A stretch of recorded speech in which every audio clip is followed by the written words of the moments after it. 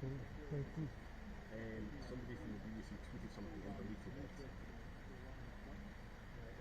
The Parliament is announced to do it for hard.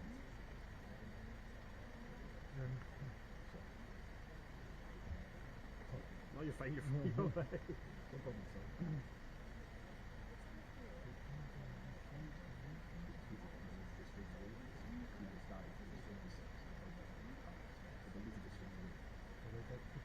It could be a practice, but a Parliament is announced to come for a call. Okay, what's the thing now? Quarter past.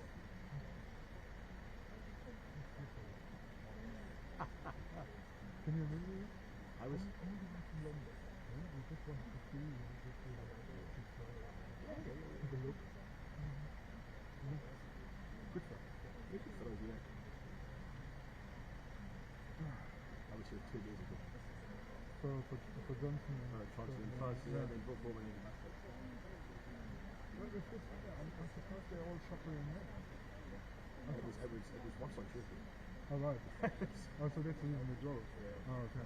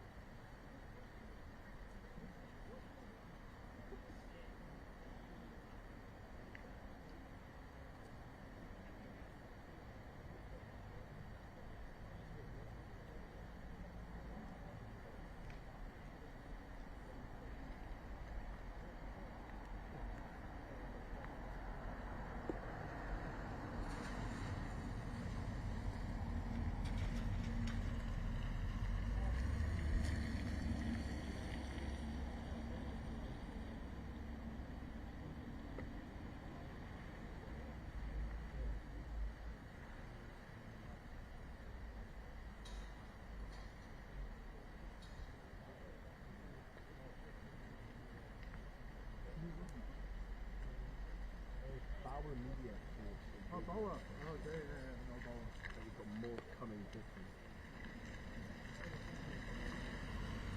Yeah, it's a bit of a stretch.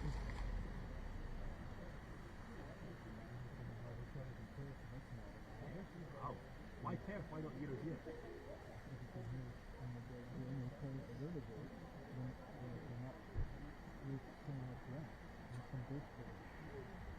We managed to get one in half an hour away. I don't know how much it cost, but a couple of bits. I don't know where it is. Did you ask for the price? No. Doesn't bother me. As long as I get paid, it's cool.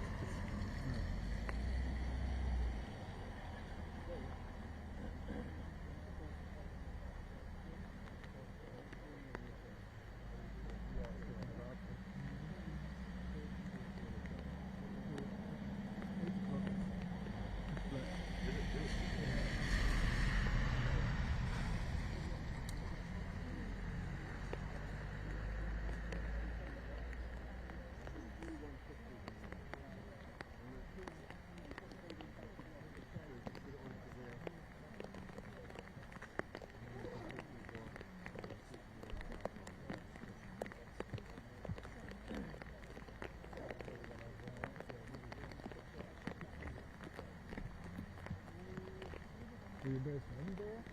I'm based in Aberdeen. Oh, We've got one in Aberdeen. it's an hour and all, isn't it? Yeah, I live in 10, but the roads were really bad.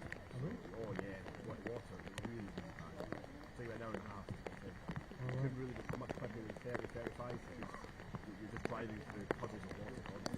Oh, really? The road from Perth was alright? It was just 10 minutes before kind of stopped and kind of getting past a boiling area. Yeah, you can really see anything. I think we've got more people coming through. I think there's a hot week. Tomorrow this looks really Yeah. Oh, yeah. It was busy around here, so people coming out. This is going to be messy. People from the world, isn't it? Yeah, wait until the night. It's interesting when you see them seriously speaking to people down there, and I reckon just more than half of the people that were just here watching what was going on were tourists. Quite a lot of Canadians, a few Aussies, not many Scottish.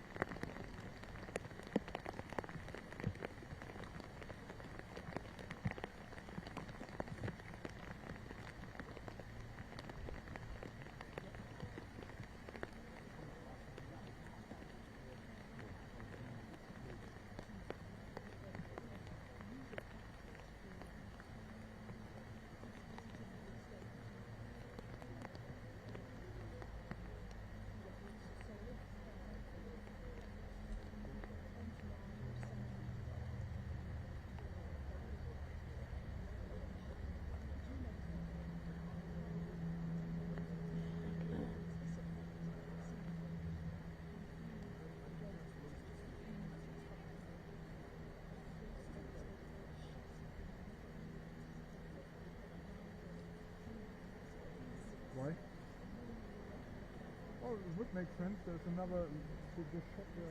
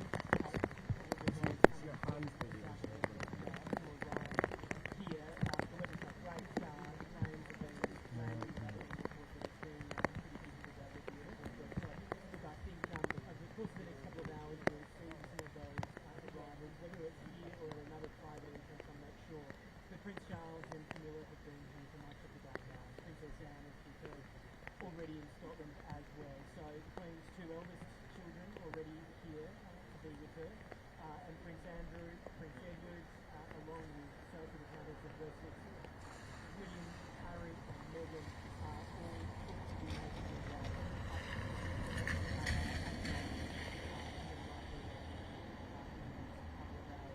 as Sarah said, we're not expecting an update from Buckingham Palace officially. I don't think we'll get any sort of update, certainly until everyone in the family who needs to be here is here. And then if there's a change in his distribution, then you're going to be told. So, as we've spoken about over the course of the last couple of hours, these are intensely private moments for this family, as they were in April last year. Stuart passed away. This is a little bit different this time. This is the Queen at Balmoral, who is in a concerning level of health, according to the doctors, and is under medical supervision. The Queen has been in such good health for 70 years, throughout her entire reign, and at 96 years of age, I think anyone can agree that she's done very well. Saw those pictures a couple of days ago, standing up with a walking stick by the fire in the drawing room at Balmoral, carrying out her contribution on behalf of the nation.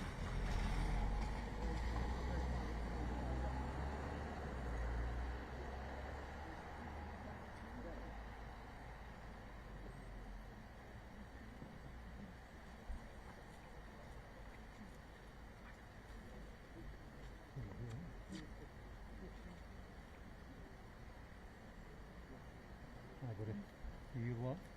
I'm live, yeah. You guys with? What? You guys with? Sky, who are you with? Oh, Reuters. I'm afraid you don't get that shot. Um, I think you need to be there and just come to the steps here. yeah. Did you see saying something that the programmer are going to be here? or Yeah, something? I think if she dies. Once it, Worst case scenario, you know.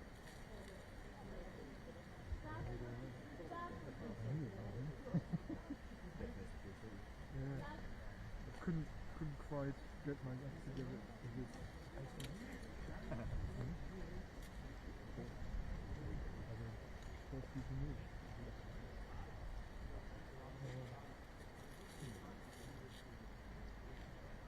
Where did you get that umbrella?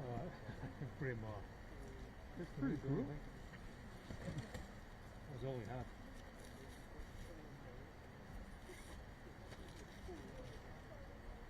Very good. All right. Bit wet. Well, give it half an hour and you will do the same. Well, I'm still wet from Tuesday when we were up there. All right. I took it to pool then.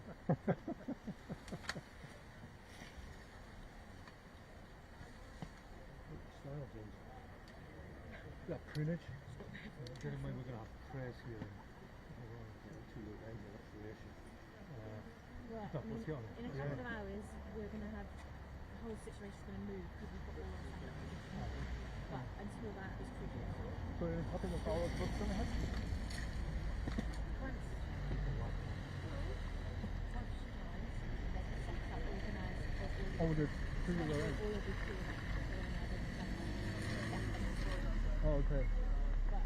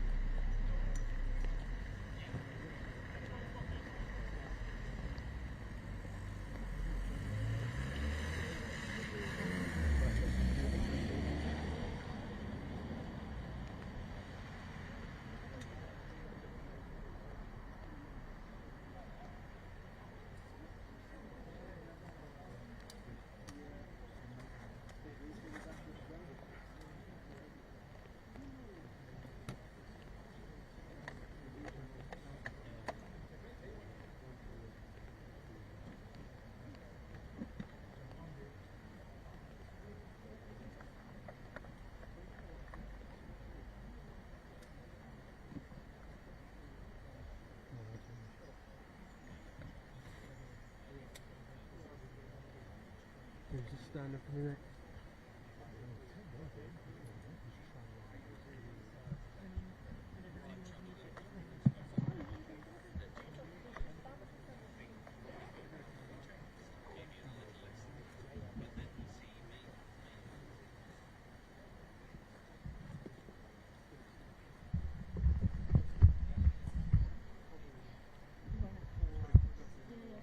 Yeah, go around there, you're fine.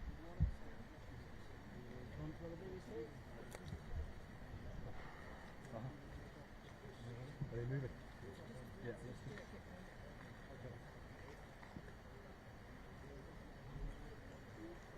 You're moving, are you?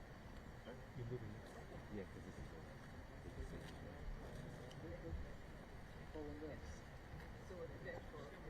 So where you were, two positions?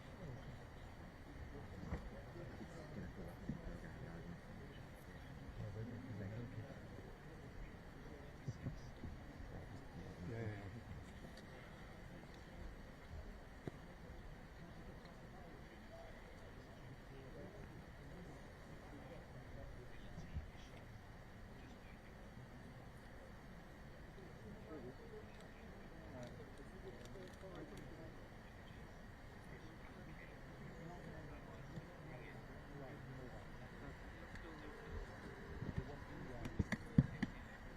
Oh, hi, it's Douglas in Balmoral. How are you doing?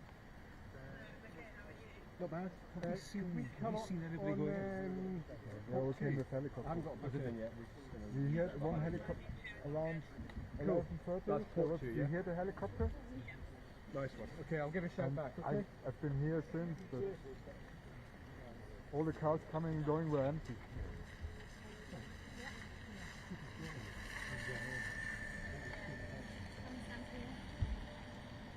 Yeah. Sorry, I'm being sneezed right over.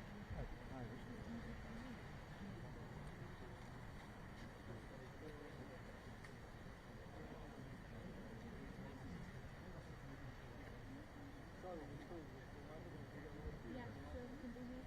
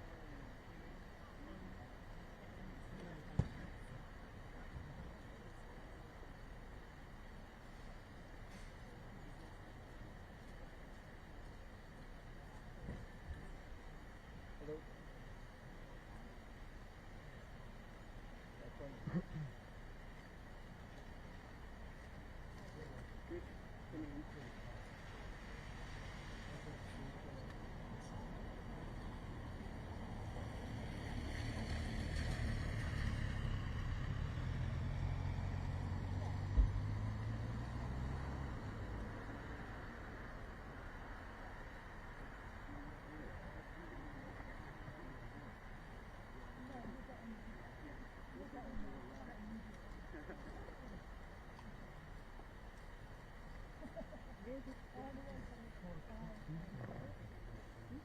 radio apparently was heard about it. It might not be true, but I double checked. nothing. Yeah, for you know, It could well be nothing, but it's just what I've heard. So look at things. yeah, I was speaking about this level. The Queen was smashing. Yeah, I'm hearing you.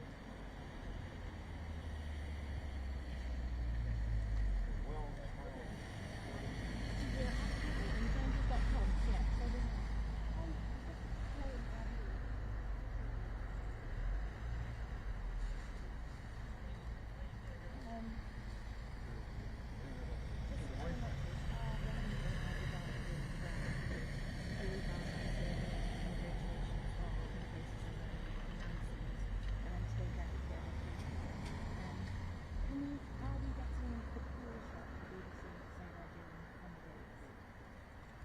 live shot, we had an elite had Duncan come to the chats that they're getting up in a picture.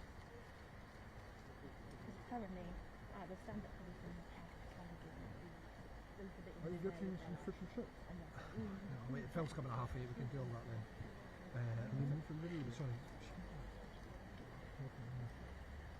I can hear you. Yeah, you see and hear me.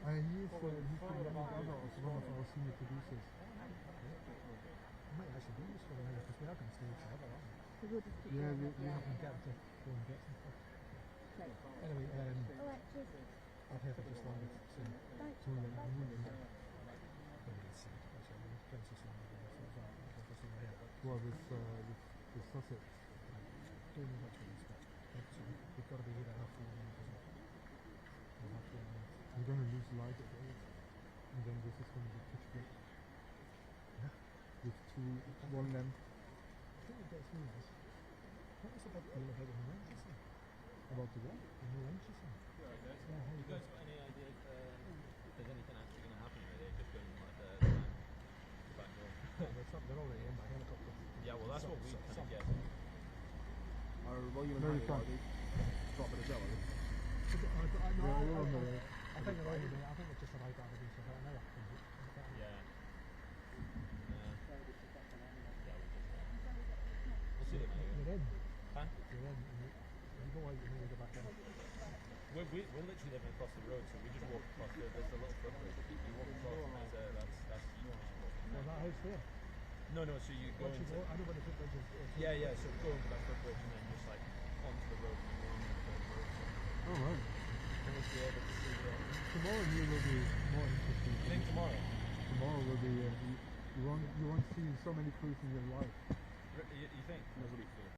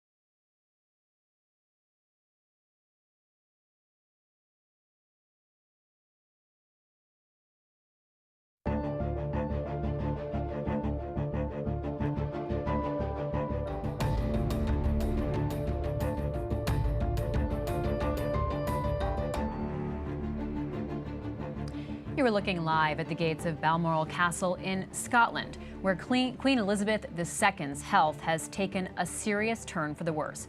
Doctors have her under what they're calling supervision. The Queen's children and grandchildren are en route to see her as we come on the air. Hello, I'm Libby Casey. Welcome to this special report from the Washington Post. Queen Elizabeth is 96 years old, and her health has been on the decline for several years. There is concern across the United Kingdom and the globe. Joining me right now, we'll talk with our royal correspondent, a royal reporter, Sarah Hewson. Sarah Hewson, thank you so much for speaking with us. Sarah, what do we know about the Queen's condition?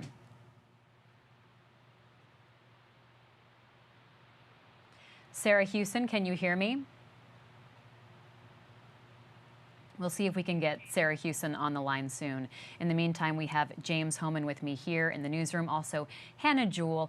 James, we'll start with you. You know, there is, of course, the concern over how the Queen's doctors are categorizing her health, but there's also this concern because her family is traveling to be by her side.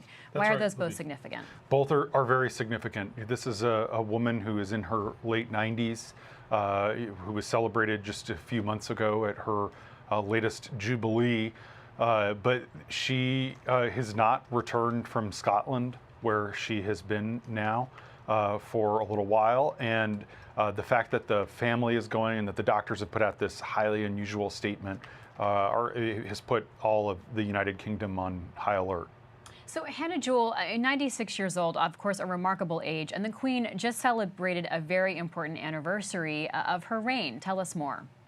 So that's right, Libby. This summer, the British people celebrated the Queen's 70th anniversary of her coronation, her taking the throne in 1953. This was known as the Platinum Jubilee, and the public got 2 extra days off work to celebrate it with lots of fanfare, lots of parades and so on, and pomp and circumstance, which really drove home this incredible length of time upon the throne. Of course, this is the Queen who has seen 15 prime ministers, starting with Winston Churchill, who was born in 1874. So if you think about it that way, she's really spanned a century and a half of history in some ways. We saw her most recently looking sort of well but frail as she helped to appoint the new Prime Minister, Liz Truss, inviting her formally in Scotland to form a new government. This moment is so significant, Libby, because, you know, as much as Americans love the Queen, this is such a deep part of the British psyche for most people in Britain, seeing just not, of course, their feelings about the Queen, but the significance of this long history since the 1950s, this long arc of 20th century history for which she was ever present as so much else changed. Let's go now to Sarah Hewson, royal reporter. Sarah, you have covered Queen Elizabeth for so long. What do we know about her health situation today? Yes, I have. Libby, and in fact, I just returned from Balmoral yesterday, where I had been covering her visit from Boris Johnson, the outgoing Prime Minister, and Liz Truss, the incoming Prime Minister.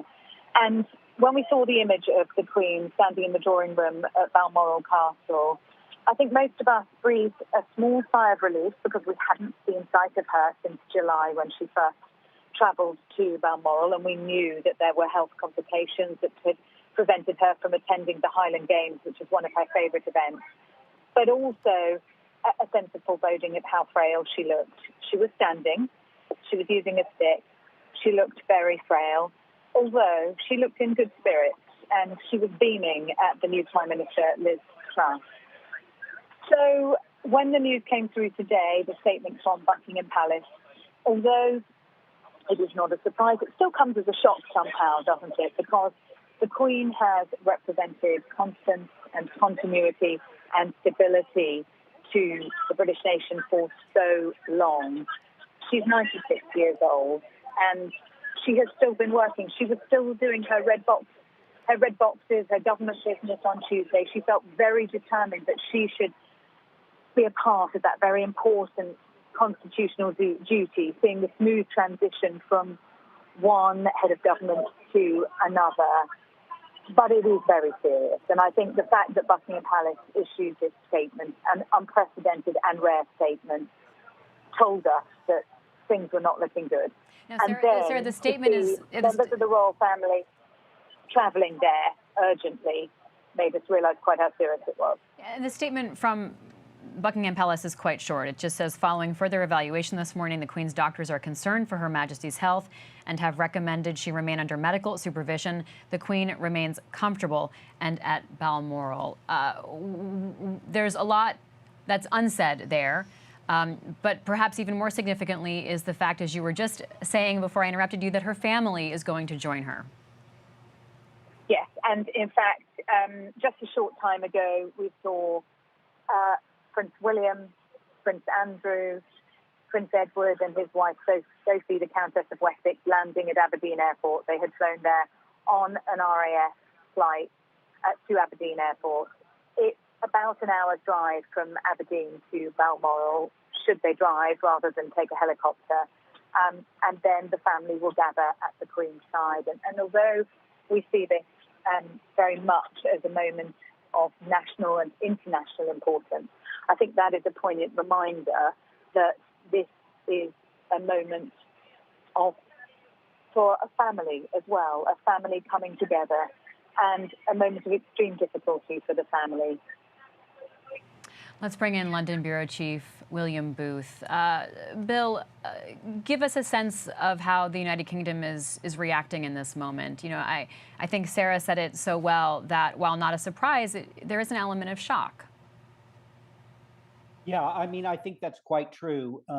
The first statement to the press came around 12:30 midday at lunch, just after the new Prime Minister, Liz Truss, was introducing her new energy bill to save British families from very, very high energy prices. And ripple went throughout the Palace of Westminster and through government offices. Truss tweeted within 2 or 3 minutes that she was very concerned, and then others quickly followed. The Queen, as everyone notes, is 96. She's been in not great health, frail health. But she was standing, you know, on Tuesday with a cane and not looking fantastic, but looking pretty good for a 96-year-old. So I think this has taken people by surprise. I think they thought that they would have the Queen longer. We'll see. She's a robust woman, and we don't really know what's going to happen in the coming hours or days. But Britain is knocked back a bit on its heels. It's not freaking out at this particular moment, but it's ready for the next bit of news that comes when it comes. Bill, what is the news coverage there like right now? Give us a sense of how newscasters are covering it in London and in Great Britain. Well, newscasters are kind of going full tilt.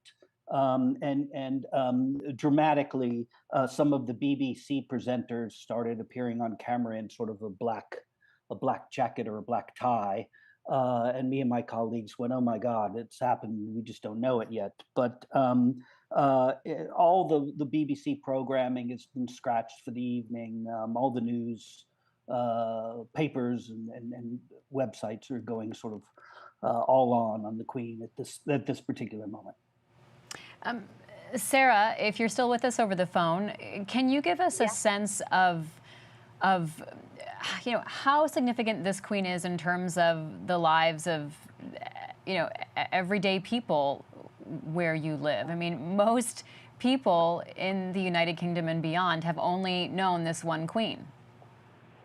Yes, we've just celebrated 7 decades of her reign, Britain's longest-serving monarch, the second longest-serving monarch in the world. I think it's hard to comprehend. I'm sorry if you can hear interference, it's because I'm on a flight. But it is hard to comprehend the significance of this. You think of Britain and you think of the Queen, and the majority of us will have known no other monarch. She's the backdrop to our lives, really. She represents so much more than just the crown and the monarchy. She's been a constant. She is the person that, during the COVID pandemic, for example, during times of crisis, she is the person that the nation has turned to. She gave a very powerful speech at the peak of the COVID pandemic, saying, we will meet again. And there was a clamoring for people to hear from the Queen to bring them together. And so I think although we have known that this moment would come at some point, there is still a sense of shock, and nobody could really imagine what it would be like. The end of the second Elizabethan era, if that is what we are seeing unfold. Of course, we don't know, but it does seem very serious indeed that the family have now gathered at Balmoral to be with her, following that statement, and also statements in the House of Commons, statements from the Prime Minister, from the Archbishop of Canterbury as well. The news at this hour is that the royal family is gathering at the Queen's bedside and she is under medical supervision. Sarah, how unusual is it for the royal family to gather like this? I mean, they really dropped everything to get to Balmoral Castle. Yes, now some of the royal family were already in Scotland because it is the annual summer break. The Queen is usually there from late July until October. Princess Anne happened to be in Scotland conducting engagements.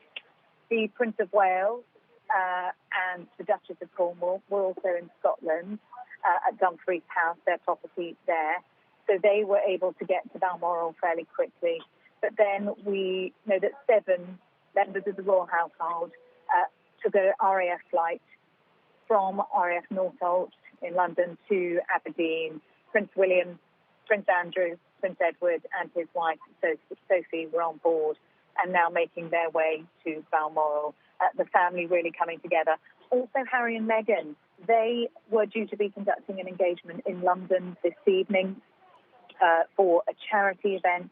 That has been cancelled. We understand they are also on their way to the Balmoral estate. Hannah Jewell, let's go to you. I mean, to see Harry and Meghan head there is certainly significant and gives us a sense of the gravity of the situation. But talk to us about the backdrop of the relationships of the royal family, Hannah.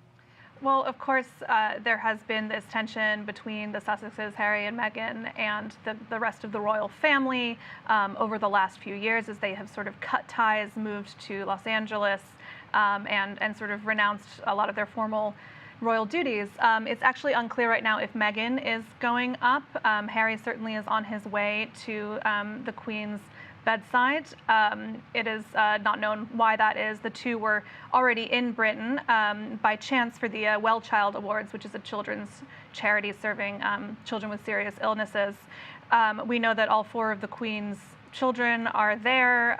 We know that Prince William, Prince Edward, Sophie the Countess of Wessex, who is Edward's wife, Prince Andrew, have all been seen arriving at Aberdeen Airport. It's certainly a moment where that tension will perhaps be put aside, as a grandson can be by the bedside of his grandmother at the end of the day. I'm not sure how the British press will take this sort of, will read between the tea leaves, read the tea leaves of this, if it is in fact the case that one is there and not the other. But I think that this will also not be top of mind for most people as they are digesting this news of the Queen's poor health and what we are waiting to hear today about how she's doing. So, Bill Booth, can you talk to us more about the relationships of the royal family and what you'll be watching and the significance of them all going there together? Well, the royal family is fairly dysfunctional. I mean, at present, Prince Andrew is still a bit of an outcast. He's not in the public eye. Prince Charles is kind of steady as he goes, and he is the heir in waiting. Harry and Meghan are a different story. They have, as Hannah was talking about, they have left for California, and they are leading kind of a different life. The British public doesn't really like Harry and Meghan, especially Meghan, so much anymore. I think the U.S. audiences appreciate them more and appreciate what they're doing and their kind of journey away from the royal family more. They'll all come together. I mean, this is a family that is kind of bulletproof in many ways. I mean, they'll come together for the Queen, and they'll all go to Balmoral, and they will stand together for the eventual funeral, whenever that is. I mean, they know how the game works, and they know how to put on this pageantry and this not exactly a show, but something like a show, as they did for the 70th Jubilee. I mean, they will they'll carry on. That is what they were born to do, and that's what the Queen trained them to do or taught them to do throughout their entire lives. James, let's talk a little bit about what happens when the Queen does die. Because as Bill was saying, there is a procedure, there is a protocol, and there really is pageantry around such a passage and such a significant death for the royal family. So talk to us about what happens next. They call it Operation London Bridge. The Queen's death is perhaps the most planned for event in the world, and it has been literally for decades. There have been practices and rehearsals. There are many people who have focused literally their life's work on preparing for the scenario of the Queen's death. Operation London Bridge is closely connected to what's also called Operation Spring Tide, which is Charles's ascendancy to the throne. Essentially, all the planning, Libby, comes down to 10 days. The clock starts once the Queen dies. There is basically a calling tree for the Prime Minister and various cabinet officials to be notified and told to keep it discreet. The day after the Queen dies, Charles will be declared king. The second day, the body of the Queen would be carried from Balmoral in Scotland, which we're seeing a live picture of right now, to London. There is an open question of whether it will be via a royal train or by an RAF plane. They have planned for both scenarios. On the third day after the Queen died, King Charles would embark on a tour across the United Kingdom. On the fourth day, the coffin of the Queen will go to Westminster Hall, and Charles will go to Northern Ireland. On the fifth day, there will be a procession from Buckingham Palace to the Palace of Westminster with a service at Westminster Hall. On the sixth day, there will be a dress rehearsal for the big state funeral. On the seventh day, Charles will go to Wales and attend a service in Cardiff. Part of the planning is designed to prevent everyone in the kingdom from descending on London. So there are going to be services around the kingdom so that not everyone descends on London. And then the final big event, 10 days after the Queen dies, will be the state funeral, which will happen at Westminster Abbey. There will be 2 minutes of silence across the nation right at midday at noon. And then there will be a committal service, a burial at St. George's Chapel at Windsor Castle. Bill Booth, talk to us about that expectation. I mean, there is this built-up effort, as James was talking about, to prepare for this day, and it is really astounding just how much will go into this ceremonial procedure that goes on for days, and is really two things happening, right? The Queen and her passing, and a new king, Bill. Yes, and as we were saying, I mean, the minute the Queen dies, Charles becomes king. He doesn't have to wait for a coronation. That's the way hereditary monarchy will work. There is this is elaborately planned event. Thousands of pages have been typed up about this and written both for the BBC and the international news bureaus like ours, and of course the government. A lot is riding on the continuation of the monarchy. The monarchy signals for Britain's stability. It's great for tourism, but it's super for brand England, brand Britain. It will go on for, as you said, for 10 days. Charles will take kind of a road trip after the Queen passes and before her funeral, that he'll show himself to the people as king. And I'm very interested in how the people see Charles as king. I mean, he's 73 years old. They've always seen him as the sort of the first son, but the understudy to Queen Elizabeth II. Will they have the same warm feelings for Charles they have for Elizabeth? I mean, we'll see. They probably won't. Charles is a more controversial figure because he says stuff and he has opinions about the environment and architecture and art and building and all sorts of things. And he's lived a long life and has all sorts of charities and trusts and associations. So he has a long record of doing and saying things that some people like, and most people like, and some people don't like. So he's not like the Queen, who reveals very little beyond the power of the monarch. So it'll be fascinating to see. The people will mourn the Queen's passing. I think that will be very clear and emotional, not in the same way it probably was for Princess Diana. She is, after all, 96. Nothing be sudden about this. But we'll see how Charles does. We'll see whether the people like this idea of a monarchy and how much longer they want to keep it going.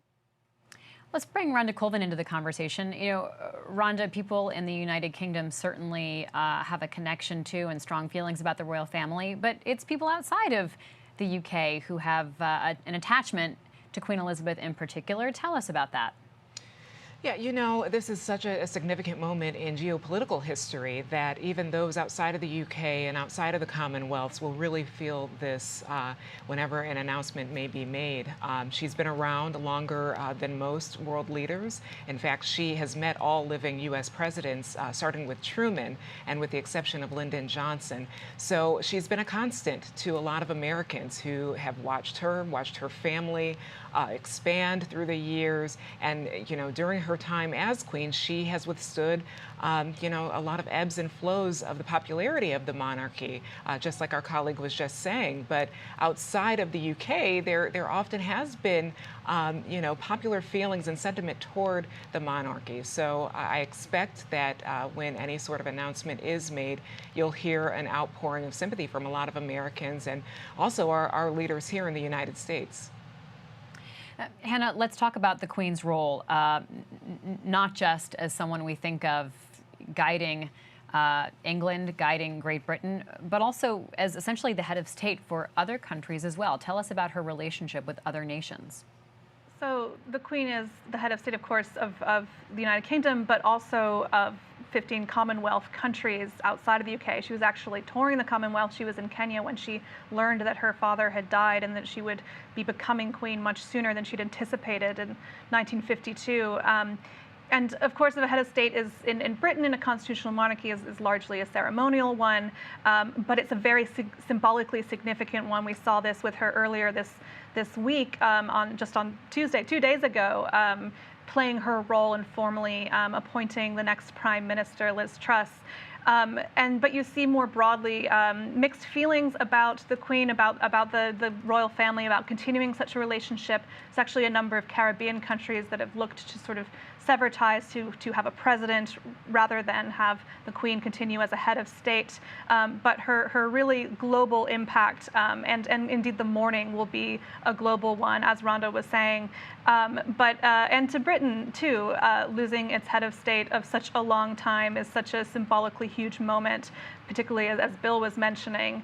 The royal family, the so-called heritage industry, is so crucial to Britain's tourism, to its economy, the way that it packages its history and for the world to enjoy. And so much of that is to do with the royal family and the world's interest in that.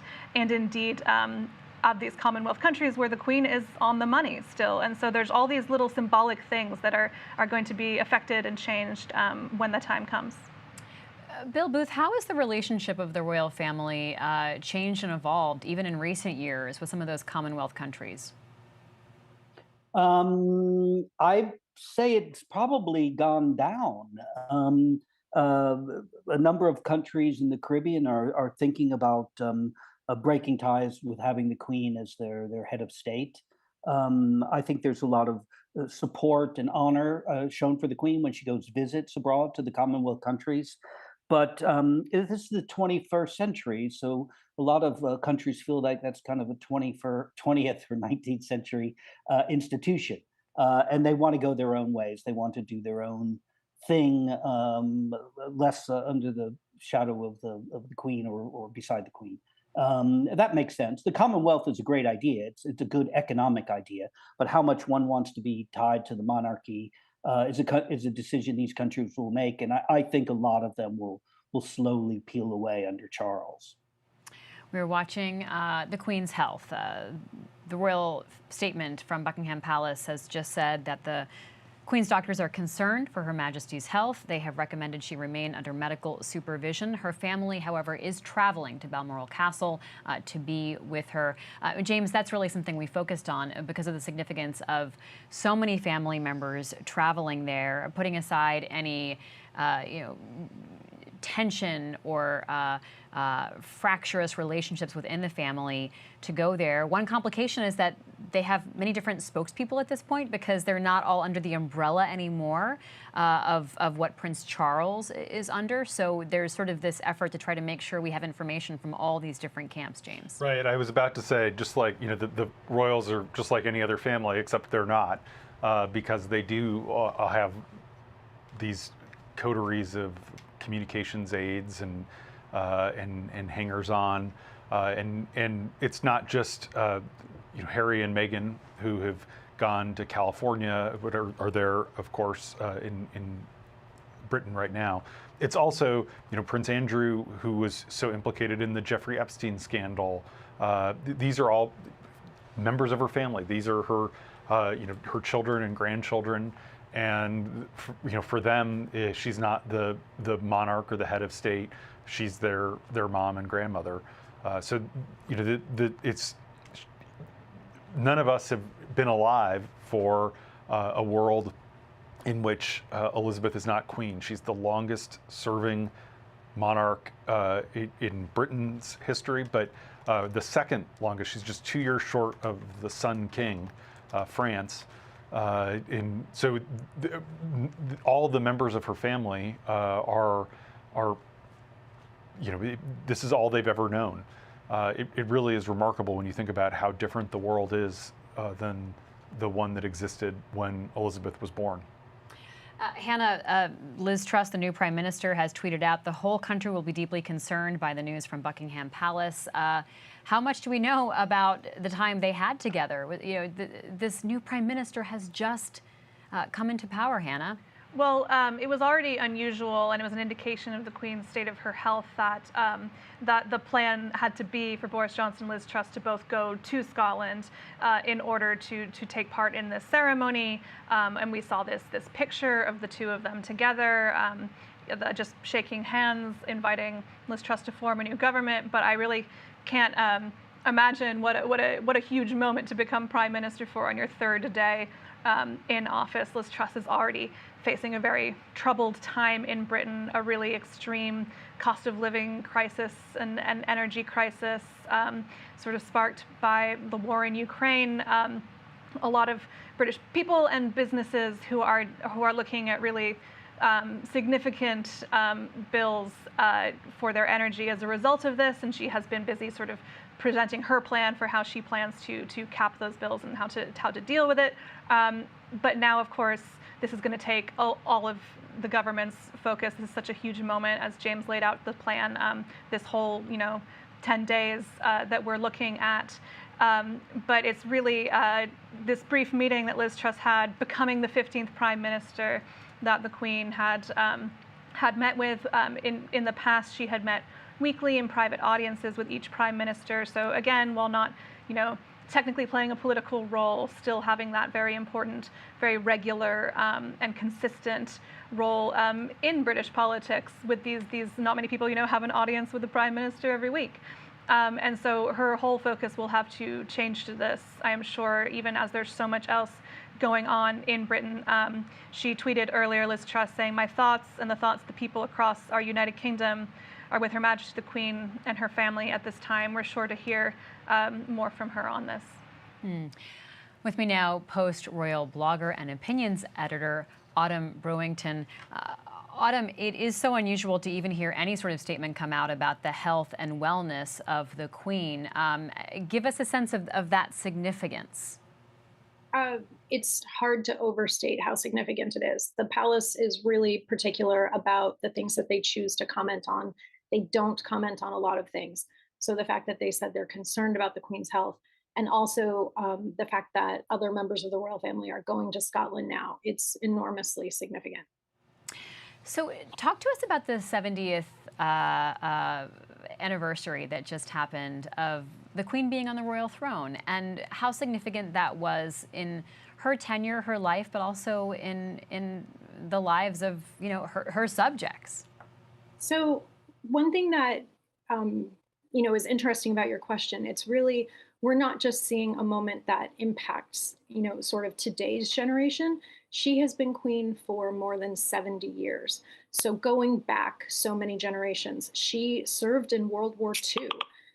She understood what it was like, for Britain during the Blitz. She's been a part of the, just social fabric of not only Britain, but also the Commonwealth countries for 7 decades. And so it was so significant that she would not only become the country's longest reigning monarch, which she did, I think, in 2015, but also now, I think she's technically the second longest reigning monarch in world history.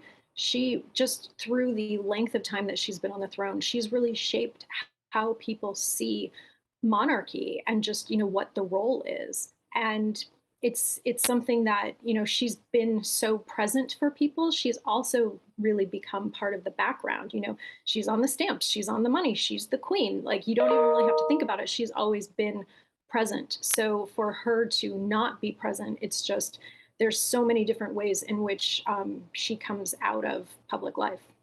So, Bill, how much concern is there for this potential transition? We will see how the Queen's health fares over the next 24 hours. But for this potential transition, how much concern is there within the royal family and its supporters for the sustainability of the monarchy? Because, as Autumn points out, she is so singularly connected to the monarchy in the minds of Britons and people around the world.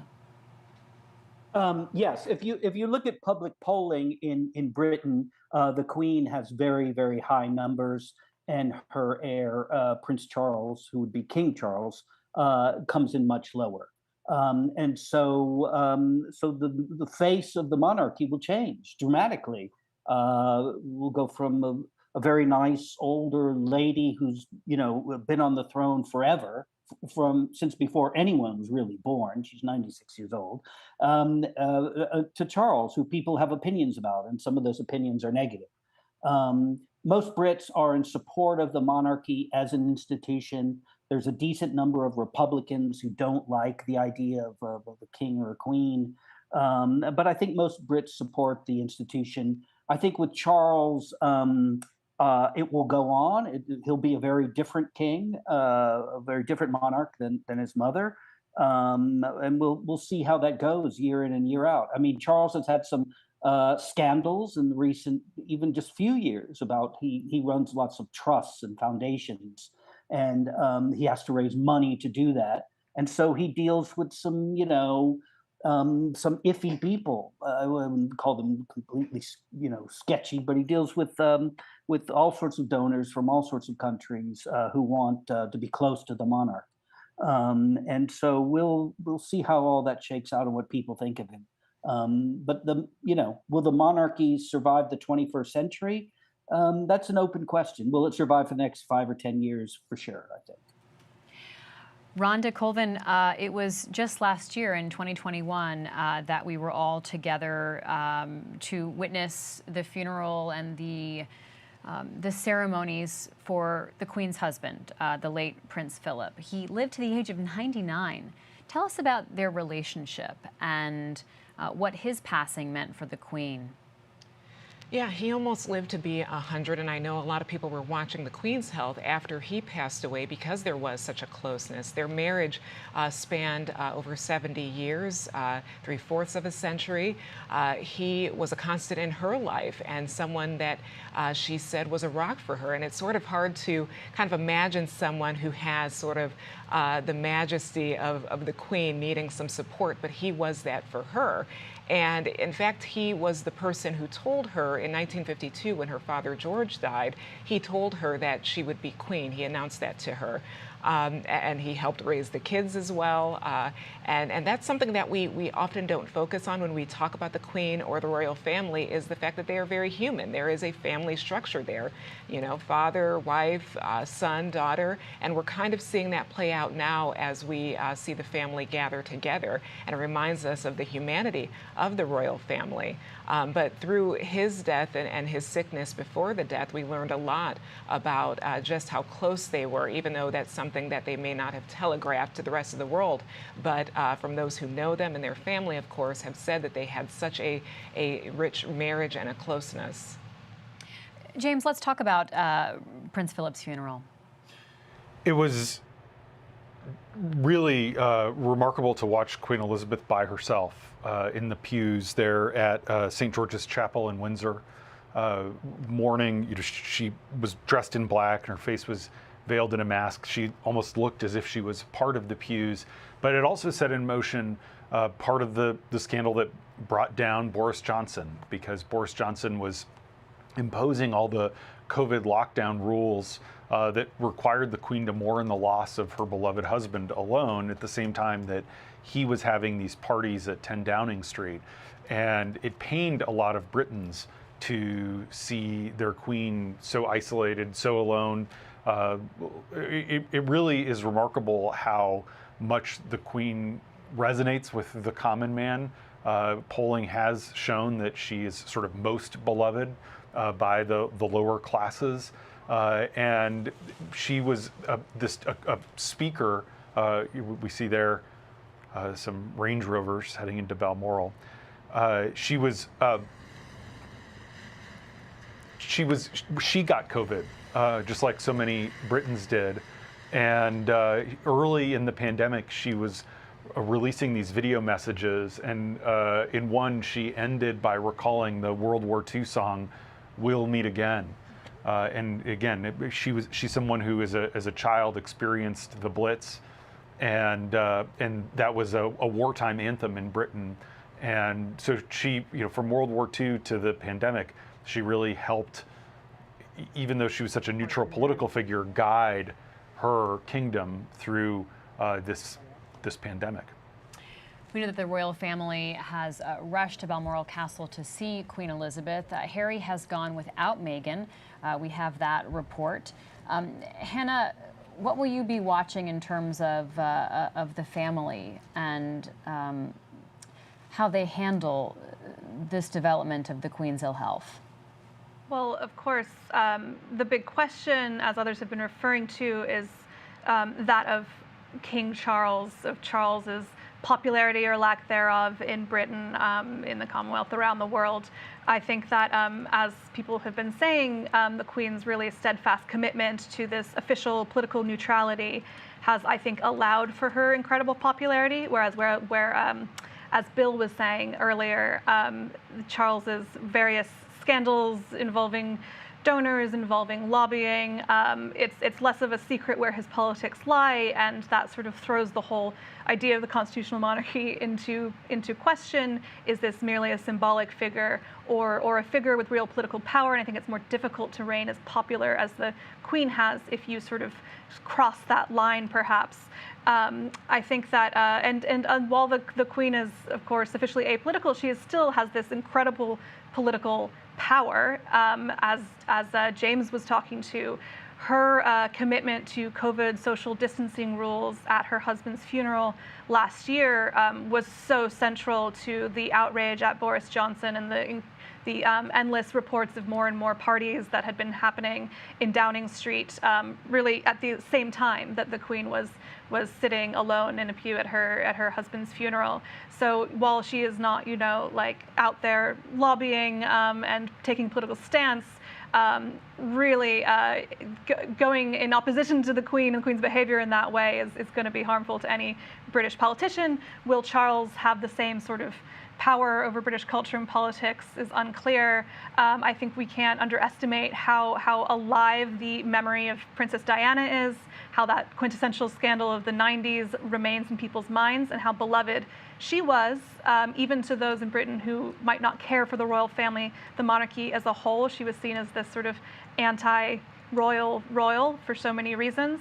And there may be some of that stain on Charles's popular political appearances as a result of that time. Certainly he has been stepping into a lot of the Queen's duties recently. He has been trying to, you see him on the, you see him on British TV all the time doing the royal things, making those appearances, perhaps trying to build up that popularity, but he will have a few big hurdles in his way to achieve that.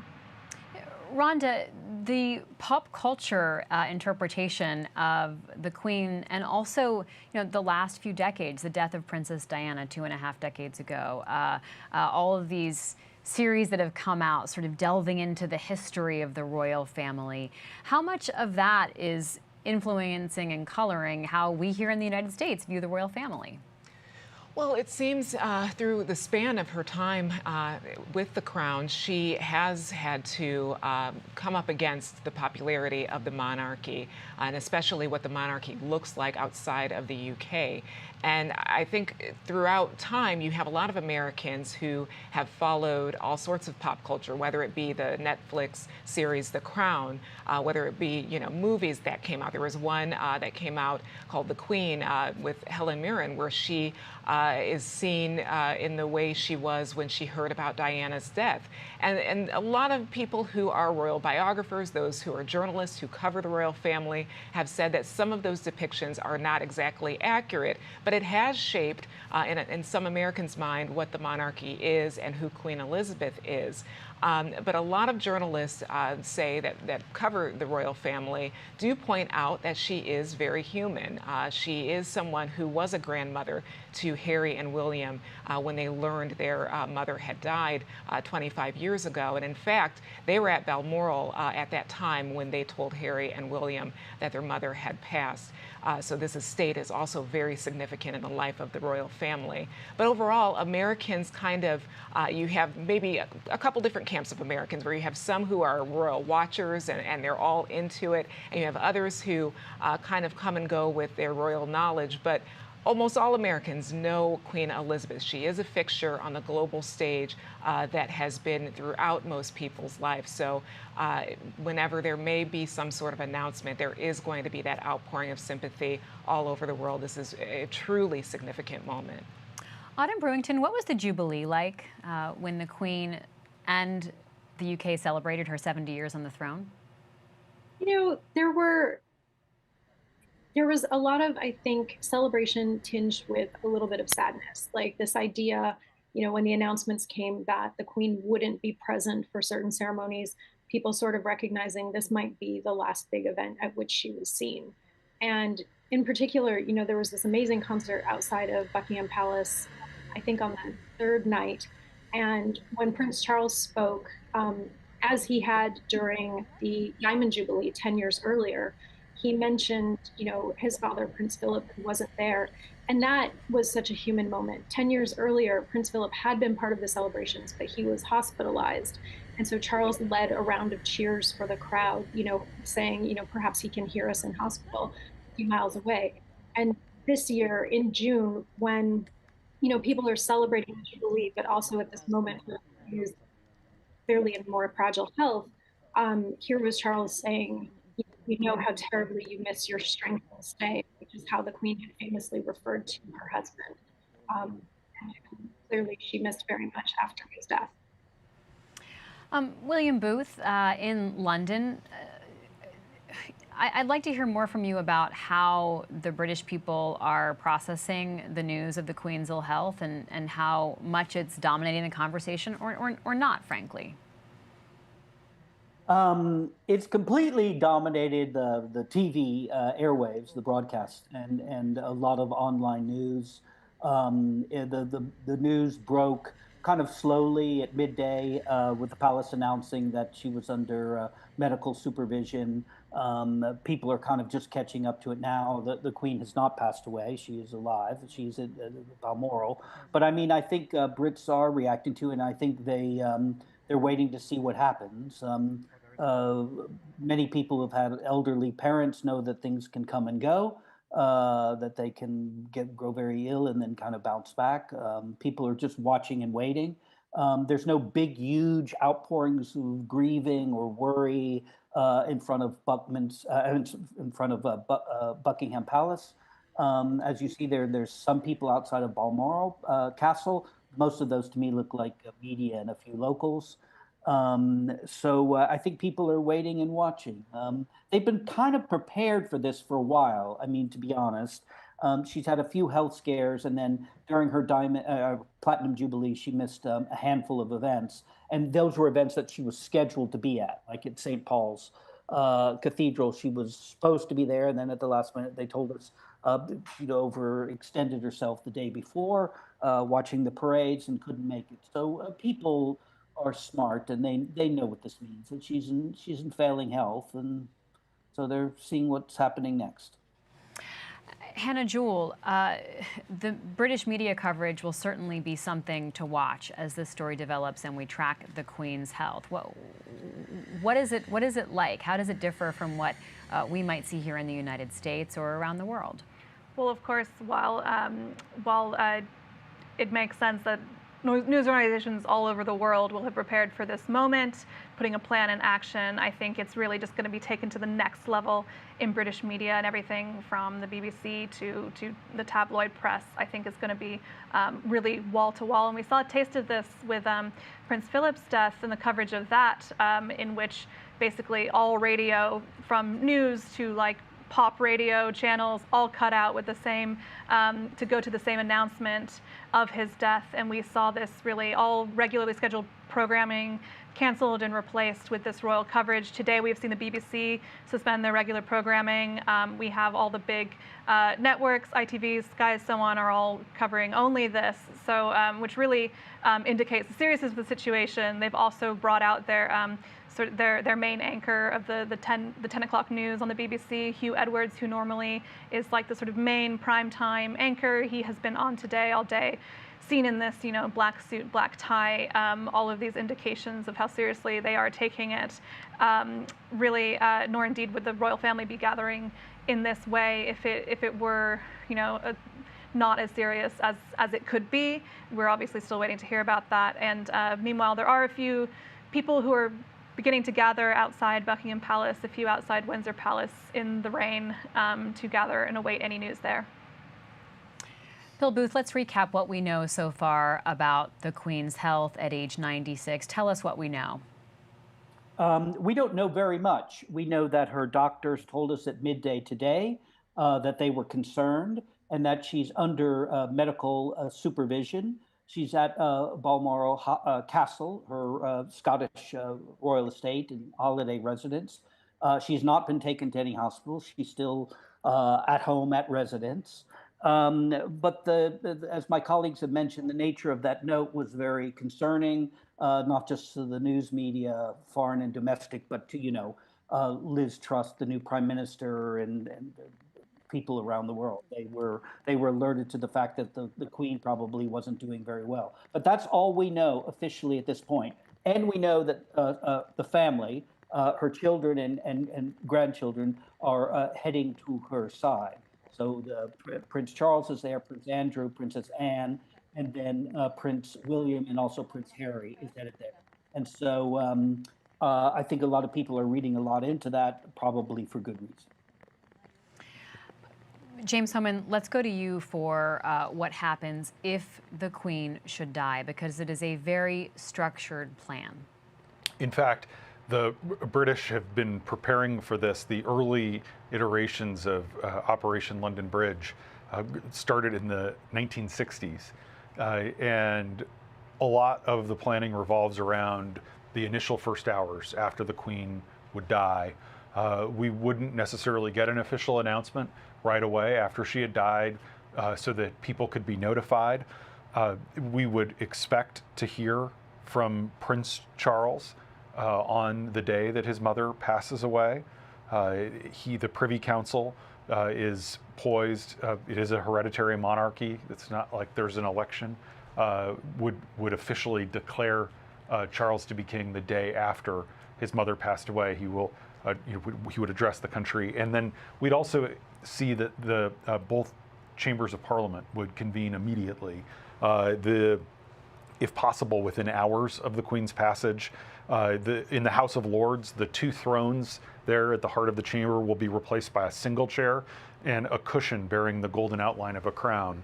And there is, because there's state-run media there are several different BBC channels. Their programming will merge into one. Hannah was talking about how the coverage has already shifted. You would expect that on various radio stations, the kinds of music that they're playing will change before the official announcement came, but after word had spread around the official British media that the announcement was coming. Well, the Speaker of the UK Parliament made an unusual statement this morning, sending the best wishes of the Parliament to the monarch. Let's listen. I wish to say something about the announcement which has just been made about Her Majesty. I know I speak on behalf of the entire House when I say that we send our best wishes to Her Majesty the Queen, and that she and the royal family are in our thoughts and prayers at this moment. I'm going to take no more, if there is anything else, we will update the House accordingly. Thank you. From Parliament earlier today, Bill Booth, they of course are watching to see what happens next. Yes, I'm sorry. Repeat the question. Parliament is certainly watching to see what happens next. You know, in this age bill of raging social media and things sort of leaking out, there's a very sort of old-fashioned way that we will likely learn if the Queen passes. Oh yeah, there'll be a formal announcement. The BBC will be informed and given a few minutes. They'll interrupt newscasts. There'll be pronouncement at the palace. All of those things will happen. In Parliament today, the Speaker, as you just noted, wished the Queen well. She will return to London. She won't stay if she passes on. Her body, her coffin, will return to London, and that's when the other events will begin to happen in terms of at the Abbey and Charles going on the road. We're watching closely the Queen's health because of the statement put out by Buckingham Palace, and also because the family has rushed to Balmoral Castle to be at her bedside. Autumn Brewington, let's talk about the Queen's longevity and the choice to stay in that role. You know, one thing that you have written about and talked about in the past was whether or not at a certain point a Queen should abdicate, step down, and pass the crown on to the next generation to lead. It's something that this Queen has elected not to do. Why? So I think all of the factors that shaped her coming to the throne really are just indelible for her. So when she turned 21, she gave a speech marking, her coming of age, and saying that her whole life, whether it be long or short, would be devoted to public service and the service of the Commonwealth family, to which, she said we all belong. That was really meant to show, in the wake of the abdication of her uncle in 1936, that she was committed to the monarchy and to her future role. And so, as she has reigned for so long, longer than any other British monarch in history, she has become older. Her health has become more fragile. The piece that I wrote that you mentioned, earlier this year, after she didn't take part in the state opening of Parliament, was just sort of looking at, if she's physically not up to doing the job, the question of whether it makes sense to move her heirs into their next roles. Her oldest son, Prince Charles, is 73. His oldest son, Prince William, just turned 40. They've never been in a position where this many future monarchs have been at such an advanced age. And so her longevity has really been amazing, both for, as a family, the generations the time that they've been able to have together, but also like the crown has not changed hands the way that it ordinarily or more regularly had in history. So that's part of what makes the Queen's reign, so impactful, why she in particular is so associated with the royal family, because people are so used to seeing her, and so consistently her, out over such a great amount of time. James, let's go to you for more on that. Yeah, absolutely. And I think the Queen is someone who has clung not to power, but to duty. And that is how she sees her job. That is how she sees her responsibility. To give you a sense of her longevity, on the day that she was coronated in June 1953, the very same day word got to London that Lord Edmund Hillary had planted the Union Jack atop Mount Everest, the first person to make it to the top of Mount Everest. And the numbers are remarkable. 14 US presidents have held office during her reign, 7 popes, 15 prime ministers. She has been this, the kind of the spitting image of stability throughout, the epitome, the embodiment of stability. And that's why, despite her age of 96 years, her death would represent instability for the monarch, for Britain. She has, because she's represented stability, her loss feels all the more meaningful potentially to the British subjects. Rhonda, I know you've been tracking and thinking a lot about her relationship with so many presidents and also with the American public. Tell us more. That's right. She's met almost all of the modern presidents. She started with Harry Truman when she was in her 20s. She went to visit with him on behalf of her father, King George, who was sick at the time. But that's the first U.S. president she ever met, and she's met all of them since, including Biden. The only exception is LBJ. She did not get to meet him. And LBJ did say there was really no reason for that, but she was pregnant at the time of Kennedy's assassination. So she wasn't doing trips at that time and then may have missed out on a visit with LBJ. But except for him, all of the other presidents she has met. And when you read what they say about her after they've had meetings with her, they seem stunned. They feel that they have been in the presence of greatness. And whether it's Barack Obama when he met her, or George Bush has also talked extensively about his time meeting with her. There's a sense with her, because she is a monarch, she is apolitical, of course, but she also does not have to go along with the politics of the day, because she's going to be queen regardless. So that's something that has impressed upon some of our elected officials, is that she can remain a constant and deliver this sense of duty that's really untouchable, because there's no risk of her being voted out. So what you're seeing with her is often what you're getting, is that she has this sense of duty.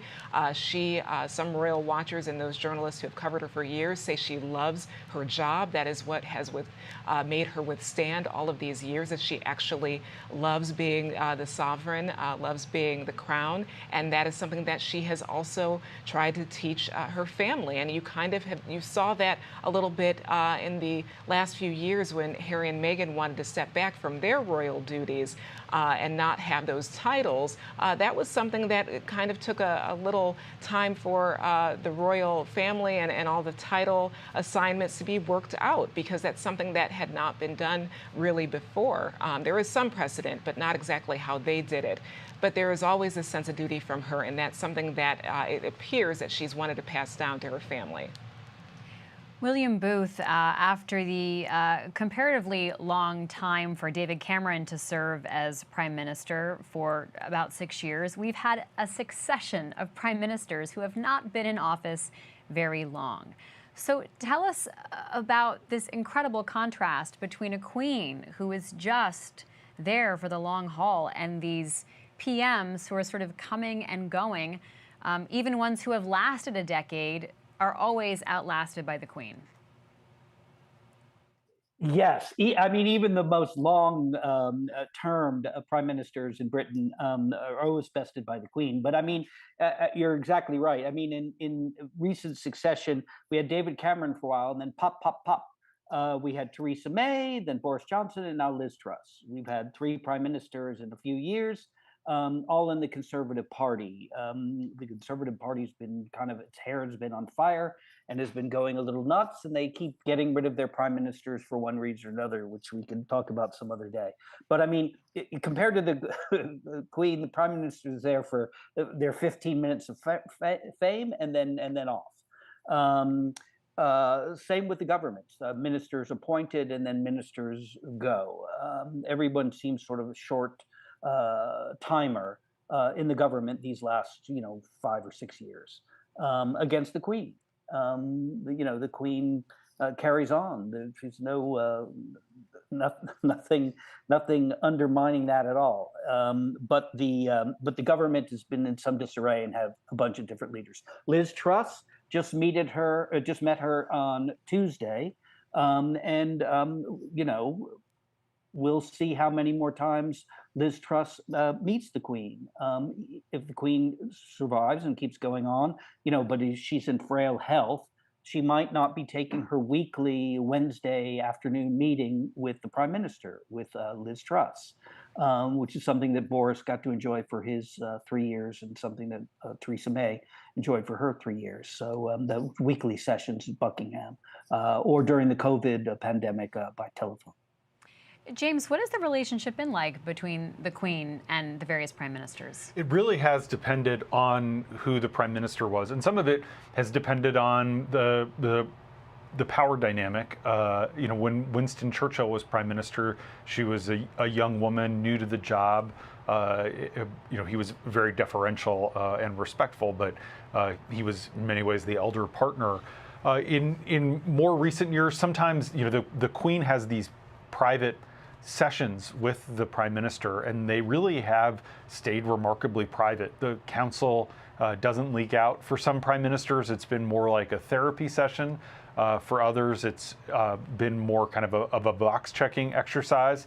Margaret Thatcher had a kind of an icy relationship with the Queen. They never really quite clicked. Their sessions were quite icy.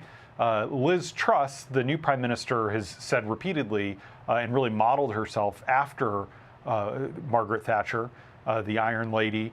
Obviously, Liz Truss, when she was in college at Oxford, was anti-monarchist and said that there shouldn't be a monarch. She has since recanted that position and said that was a youthful indiscretion. So each person really develops their own relationship and their own vibe with the Queen during these one-on-one sessions in which no one else is in the room. Hannah, let's talk about the Queen's popularity among different generations of Britons and the relationship they may have with the royal family and with Queen Elizabeth herself. Well, it's funny to sort of take Liz Truss as an example of this in the so-called youthful indiscretions of being a Republican in the British sense, an anti-monarchist. Certainly this is something that we see in Britain today, is that younger people, millennials and younger, are more likely to want a republic, to abolish the monarchy, whereas baby boomers above are more likely to want to retain it. And you can kind of understand that divide in the sense of baby boomers and older having lived their entire lives with the Queen, having a much deeper relationship for that reason with them. But also for a younger, more diverse Britain, the monarchy is inseparable from the history of the British Empire and how feelings about the British Empire, its value or its not, vary a lot among different age groups in Britain, and also younger people who are facing inequality in Britain. The royal family, its main source of income is collecting rents on hereditary estates, and young people in Britain are renters and will continue to be so for the foreseeable future. Of course, we see in polling that there's a lot of different feelings across generations about different members of the royal family, with the Queen being, as we've talked about a bit, so much more popular than Prince Charles. And so this is going to be a challenge for Charles, a challenge for the royal family and its longevity going forward. Justin Trudeau of Canada is tweeting out, Hannah, that his thoughts and the thoughts of Canadians across the country are with Her Majesty Queen Elizabeth II at this time. We're wishing her well and sending our best to the royal family. So Hannah, tell us more about the relationship with places like Canada and the leaders there. Well, the relationship of the Queen, the royal family, Britain to its Commonwealth nations like Canada, it really depends where you are looking. You have places like Canada where she is the Queen is the head of state, where there are those warm feelings. You'll see heads of states, Justin Trudeau and so on, will be continuing to make these kinds of statements, whereas you see elsewhere in the Commonwealth, particularly in the Caribbean, you see those political leaders who are and popular movements trying to sever ties with the royal family, fundamentally because of its relationship to the British Empire, that history, and the history of slavery in these countries too, and why Britain ended up in these places. So it's a lot more of a sort of tense relationship in those such places, certainly not across the board. Certainly the Queen is very popular among many people in all of these places. But you see how those different histories versus a place like Canada, where you have a sort of settler colonial situation, having a really different historical, emotional attachment to the Queen than you might elsewhere in the world and in the former British Empire. Hannah, what stands out to you about the Queen's legacy and her life? Well, it sounds like the simplest thing you could say, but just the longevity of it, just the 1952 to now, 1953 was her coronation, but she became queen in 1952, is just a shocking amount of time, really.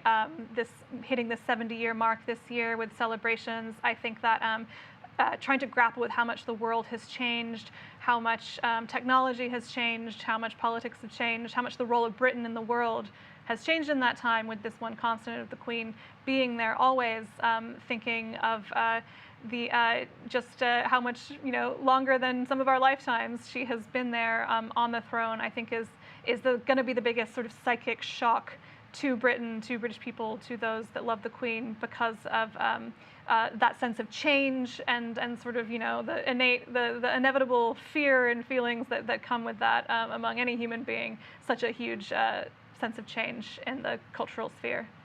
And Rhonda, when you look back at the Queen's legacy and her 96 years so far, what stands out to you in terms of some of the big moments of her life? I mean, all of it.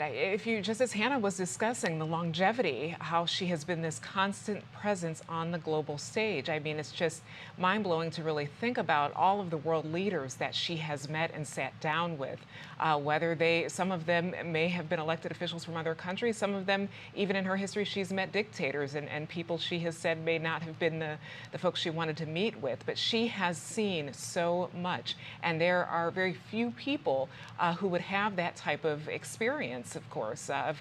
Most people won't have the experience of being in a monarchy, but just being able to see what she saw, World War II, just all the things that have happened in her own country, but also elsewhere in the globe. It's just, when you take a step back and think about all that she has seen and all that she knows and all the conversations she's had, she will certainly be missed on the world stage. Autumn Brewington, let's just review what we know so far about the Queen's health, because we are all watching and waiting for more news. So anyone who is just joining us, what do we know so far?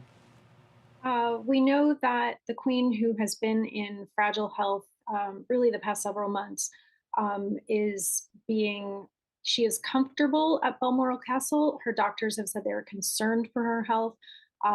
Members of the royal family have gone to Balmoral Castle. I think there were just recently pictures showing, it looked like Prince William was driving a Range Rover with the Queen's sons, Prince Andrew and Prince Edward, and Edward's wife Sophie were also in the car with him. So people are gathering with her at Balmoral Castle.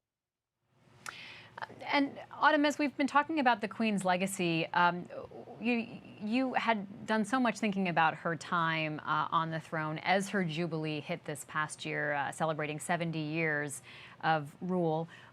What stands out to you in her biography?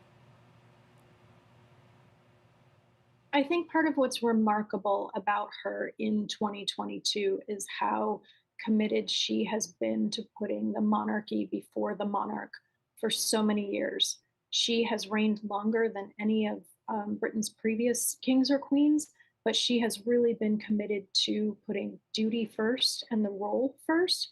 And so you could see there were times when, she sacrificed family time, or, perhaps when she's in these, long royal overseas visits, having these very long days. And these are, when they do what they call royal tours, those are big operations. Just the consistency day in, day out, all of the hospital openings, like the plaque unveilings, all of these things, big and small, that she has just shown up for 70 years. I think when you asked earlier, what was the sense of the Jubilee? Really, I think there were a lot of people in Britain who were just so proud of the way that she has been, committed to her role. And really, she has put the country before herself. And that kind of selflessness in terms of saying she's never canceled on something because she's tired, or she just didn't feel like showing up for the thing, or she just wanted to put her feet up. How she has continued to work up until age 96. We saw her this week. She performed her constitutional duty of inviting a new prime minister to form a government. She was also photographed holding the walking stick that had been her husband's, because she's not able to walk without some sort of aid now. I think really her consistency and just putting the role first is such a huge part of her legacy. Bill Booth, is that something that is felt and perceived by younger Britons, this idea of linking the Queen to duty? And do they have the same perception perhaps of Charles, but even the next generation down? I think the Queen, for all Brits, old and young, is kind of in a class of her own. It's always fascinating to me. I mean, the Queen, I don't think has ever given an interview, press interview in her life. She makes comments at things and gives brief speeches, but the Queen has never sat down with the BBC and discussed anything, certainly nothing personal. And so all these glimpses we have of her, I think they're fascinating, but they're just kind of partial. We are not in the palace. We do not hear these conversations. We have TV shows and movies that show us what we think it looked like, but a lot of people who were even there say, well, don't be completely fooled. It wasn't exactly like this.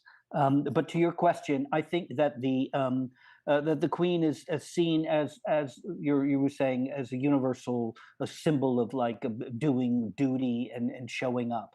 If you are somebody who volunteers and feeds homeless people in Britain, or volunteers for your church, your model in some ways is the Queen. The Queen is a model of sort of duty. She always shows up. She always shakes somebody's hand. She takes the time. She doesn't blow these things off. She's there.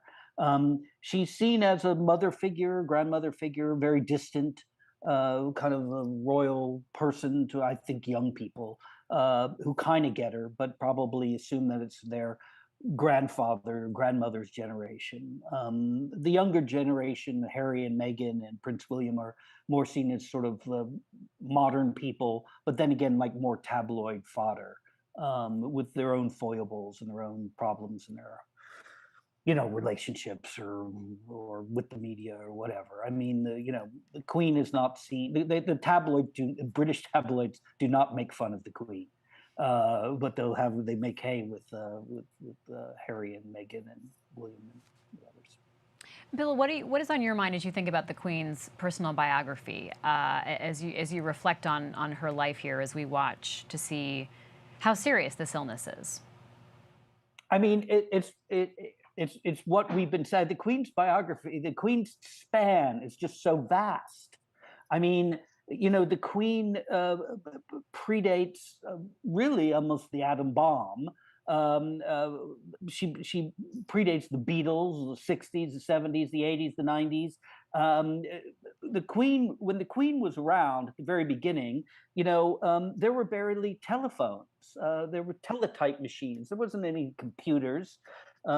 Television was new when the Queen came up through. I mean, they filmed things on film and then put them in theaters to look at as news. There was no web. And it's just that remarkable longevity and that consistency and that service to Britain that I think Brits hold remarkable. She kind of kept it together. Britain went through a lot of like bad, not great times. I'm not even talking about the Blitz during World War II, but I mean, Britain had some tough years with food lines and people on the dole and all sorts of economic strife. And the Queen was sort of always there and on the money, and the person that you saw give the Christmas Day announcement. She was solid. She was there. She was like the eternal kind of mother or grandmother who was seemed to be pretty nice, but you didn't want to mess with her. Well, let's look back at some of that early history that Bill was talking about, just how much times have changed. The Queen was traveling abroad when she received news of her own father's death. This is back in 1952. Of course, that was King George VI. Let's take a look at those events as she returned to the United Kingdom in those moments. One reign has ended, a reign begins. At London Airport, waiting to meet Queen Elizabeth II are the Duke of Gloucester and Lord Mountbatten.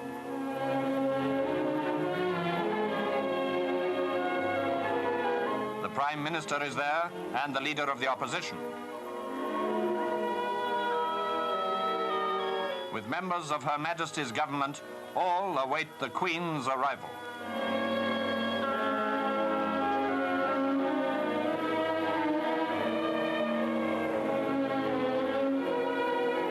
Her tour cut short by the tragic passing of her father, Queen Elizabeth leaves the Argonaut. There is no ceremony, but all thoughts for her at this sorrowful homecoming. She knows she has the true sympathy and loyal support of her ministers and her people. And of course, Queen Elizabeth there in that footage with her husband, Prince Philip. Bill Booth, just looking at that footage is so remarkable in terms of everything from its tone to the clothing to just the world she was living in. And then, if you layer on top of that, how her life was dramatically changing in that moment.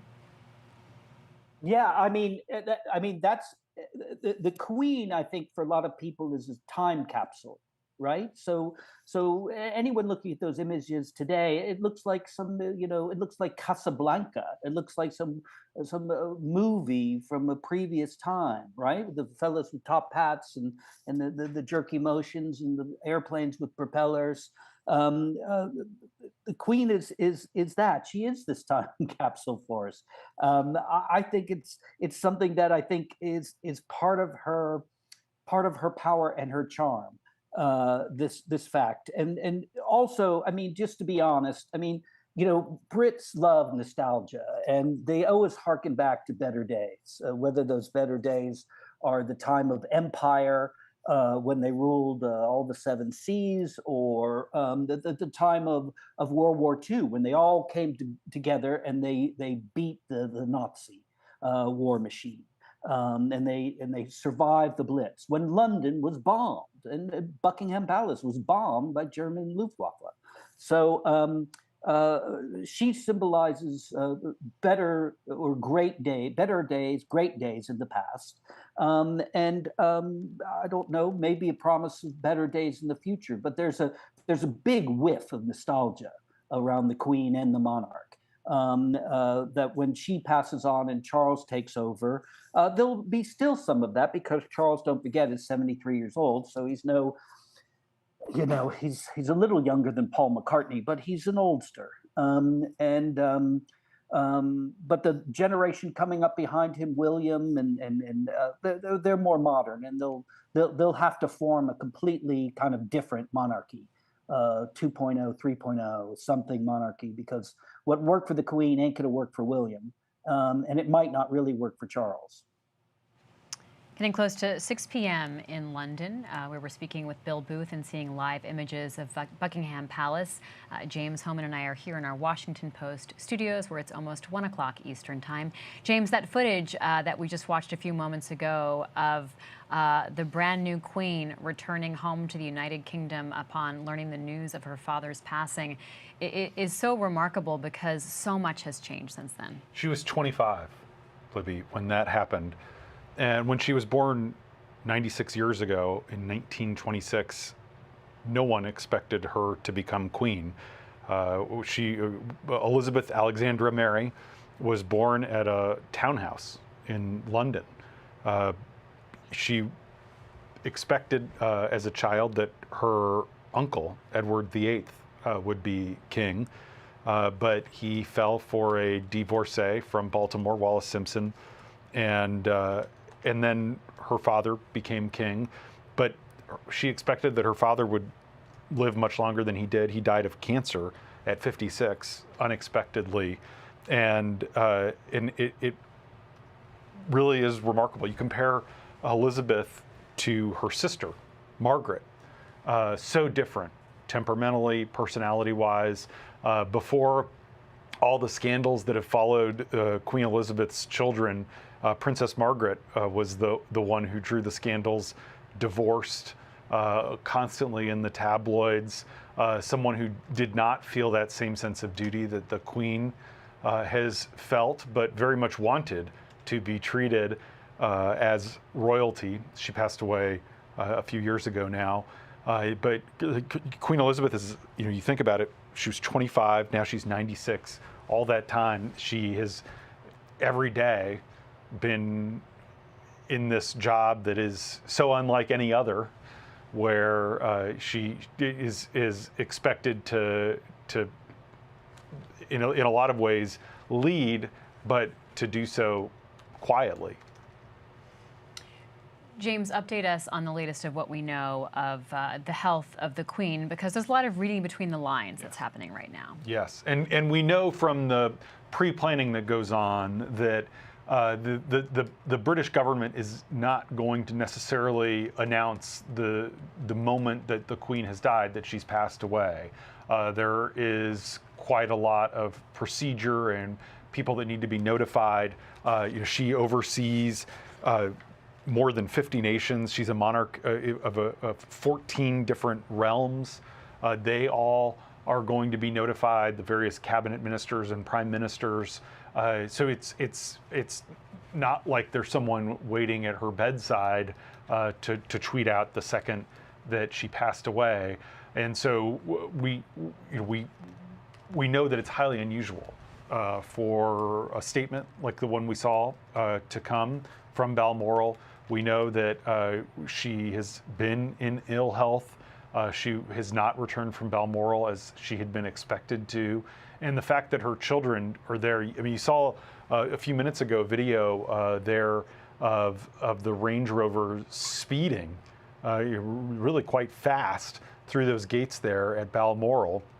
And we know that Prince William was driving his father. There you go, that we see an image there. The prince himself zipping in with his uncles to see the Queen. You clearly in that image see let's talk through here a sense of urgency. That image. So there's Prince William, as you said, driving. Next to him is Prince Andrew, his uncle. Of course, Prince Andrew in recent years has been in the headlines for his association with billionaire Jeffrey Epstein, accused sex offender and child abuser. In the backseat, we see William's uncle and aunt, Prince Edward and his wife Sophie, the Countess of Wessex. Yeah, and that's this is the Queen has, I think, in later years been introspective about being a distant mother, being very stern, but this is her family, and their lives for their entire lives have revolved around her, and she has very much set the tone for all of them. She has been their rock and the kingdom's rock, and now you see in looking in those faces the very grim, very real possibility that that monarch that has been such a staple of stability for 70 years may not be there much longer. Hannah, let's talk more about some of the complications here really in that car, right? In the people who we saw rushing to be by the Queen's bedside. And her immediate family, Andrew has had to have been distanced by the Queen herself. Let's talk about that complication. Yeah, Prince Andrew, who is the Queen's third child, second son, someone with whom she had a close relationship, has not actually been seen in public with the Queen in some time, and that's because of the fact that the scandals that have plagued him, foremost among them the fact that he was accused of child sexual abuse by a woman who said that she was trafficked to him by Jeffrey Epstein.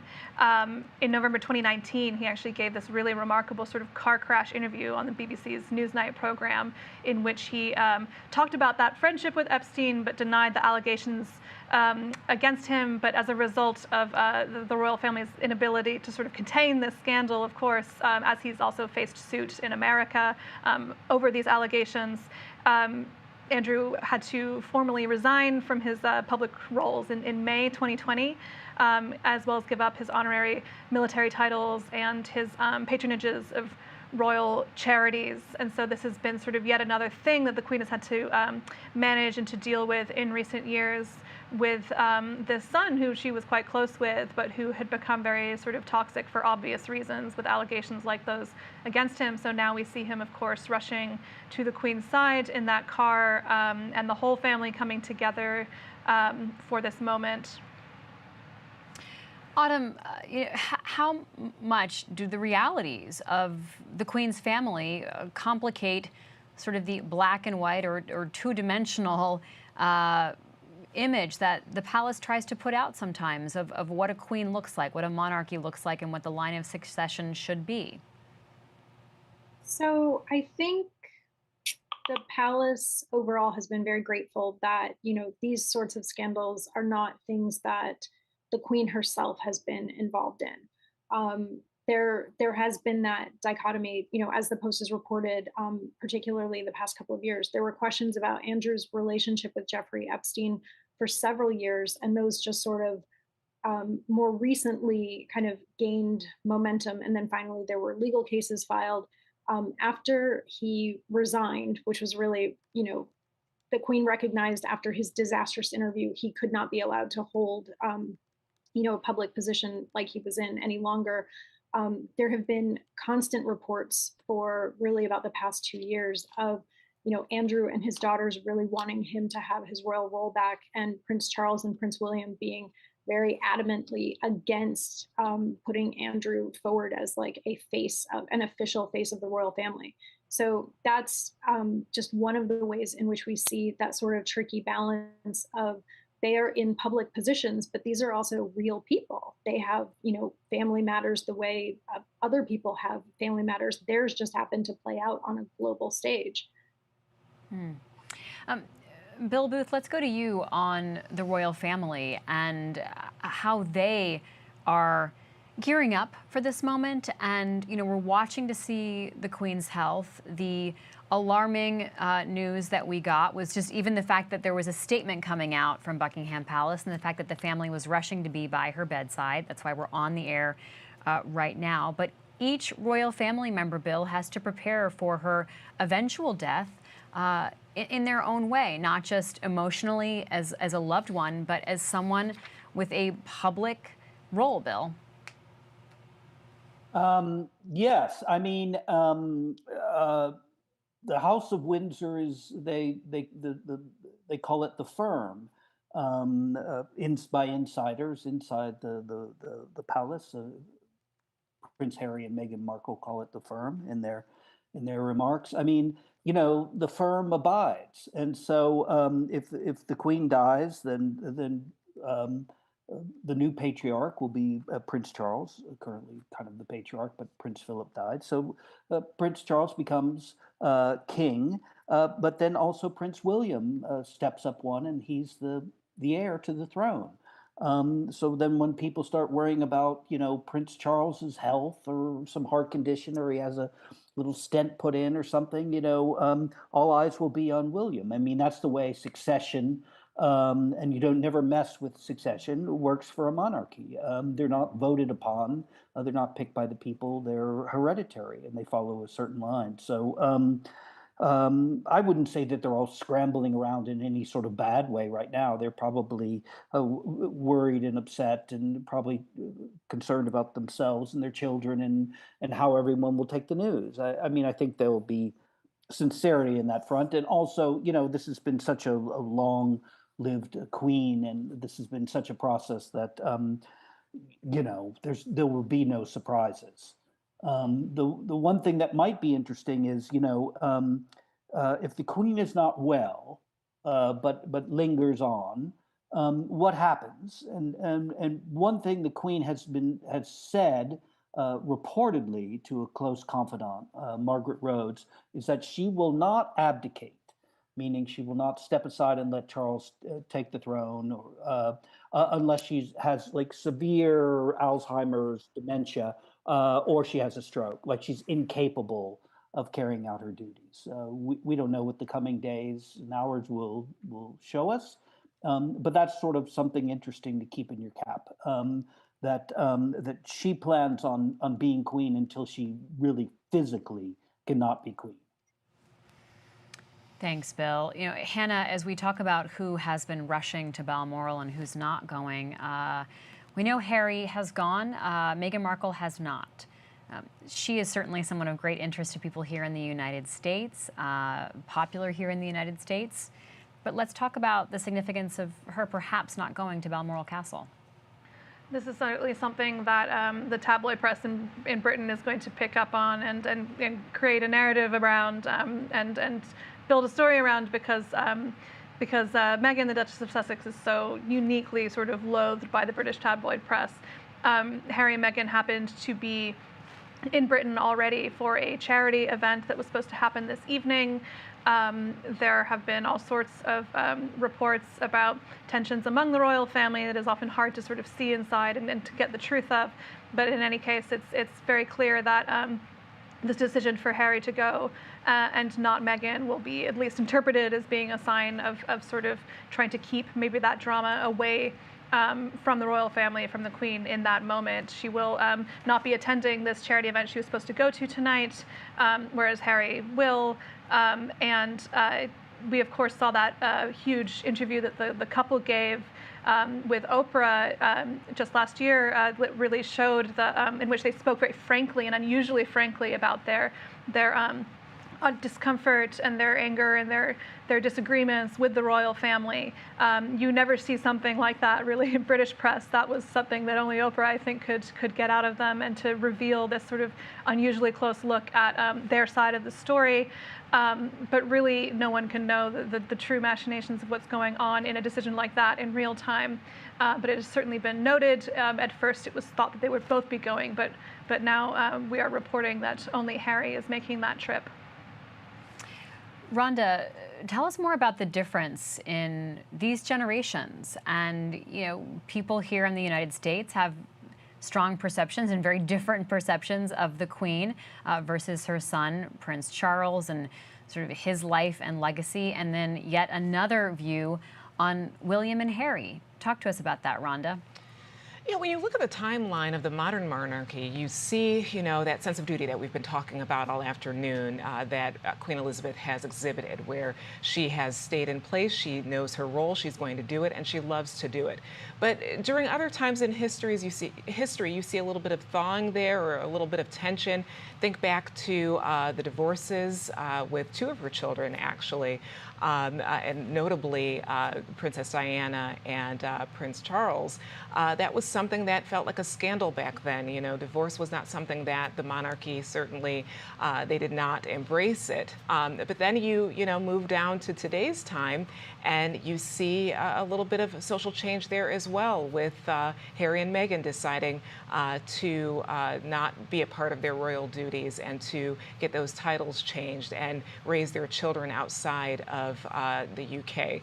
That is something that may not have happened when you consider what life was like when Queen Elizabeth first took the throne. So you can kind of see that the monarchy, although it is an institution that kind of can withstand anything, there are also social changes that may affect the choices of the royal family, the choices they have when it comes to how they want to raise their children, if they want their children to have royal titles and to be associated with the daily work of royals, like, you know, travel to the Commonwealth and other parts of the realm. So, you know, that's also so interesting to think about right now as we consider her entire life, is that the monarchy itself has sort of changed. Even though it's withstood a lot, it's also changed in the way that those who are inside have approached their role in it. Rhonda Colvin talking just there. It's after 1 o'clock Eastern time here in the United States, just after 6 o'clock in London, where we're looking at live images of Buckingham Palace. Queen Elizabeth is up at Balmoral Castle in Scotland. We are reporting this news that her doctors have concern for her health, and the royal family has rushed up to Balmoral to be by her bedside, including Prince Harry, someone we were just talking about a few moments ago, who lives here stateside but happened to be in the UK for a charity event. We're tracking the Queen's health. It is very unusual to have doctors express any concern for her health, and of course for the family to rush to be by her bedside, which has really focused attention on her legacy, her life, and what is to come for her health. James, if the worst should happen and Queen Elizabeth II dies, there is a very organized and formalized protocol in place. It is quite remarkable. Can you take us through it? Absolutely, Libby. It is called Operation London Bridge. And this is one of the most planned, orchestrated successions in human history. Literally, the Brits have been preparing for this since the early 1960s, and they've planned it down to the minute. There's a lot we know, and there's a lot we don't know, Libby.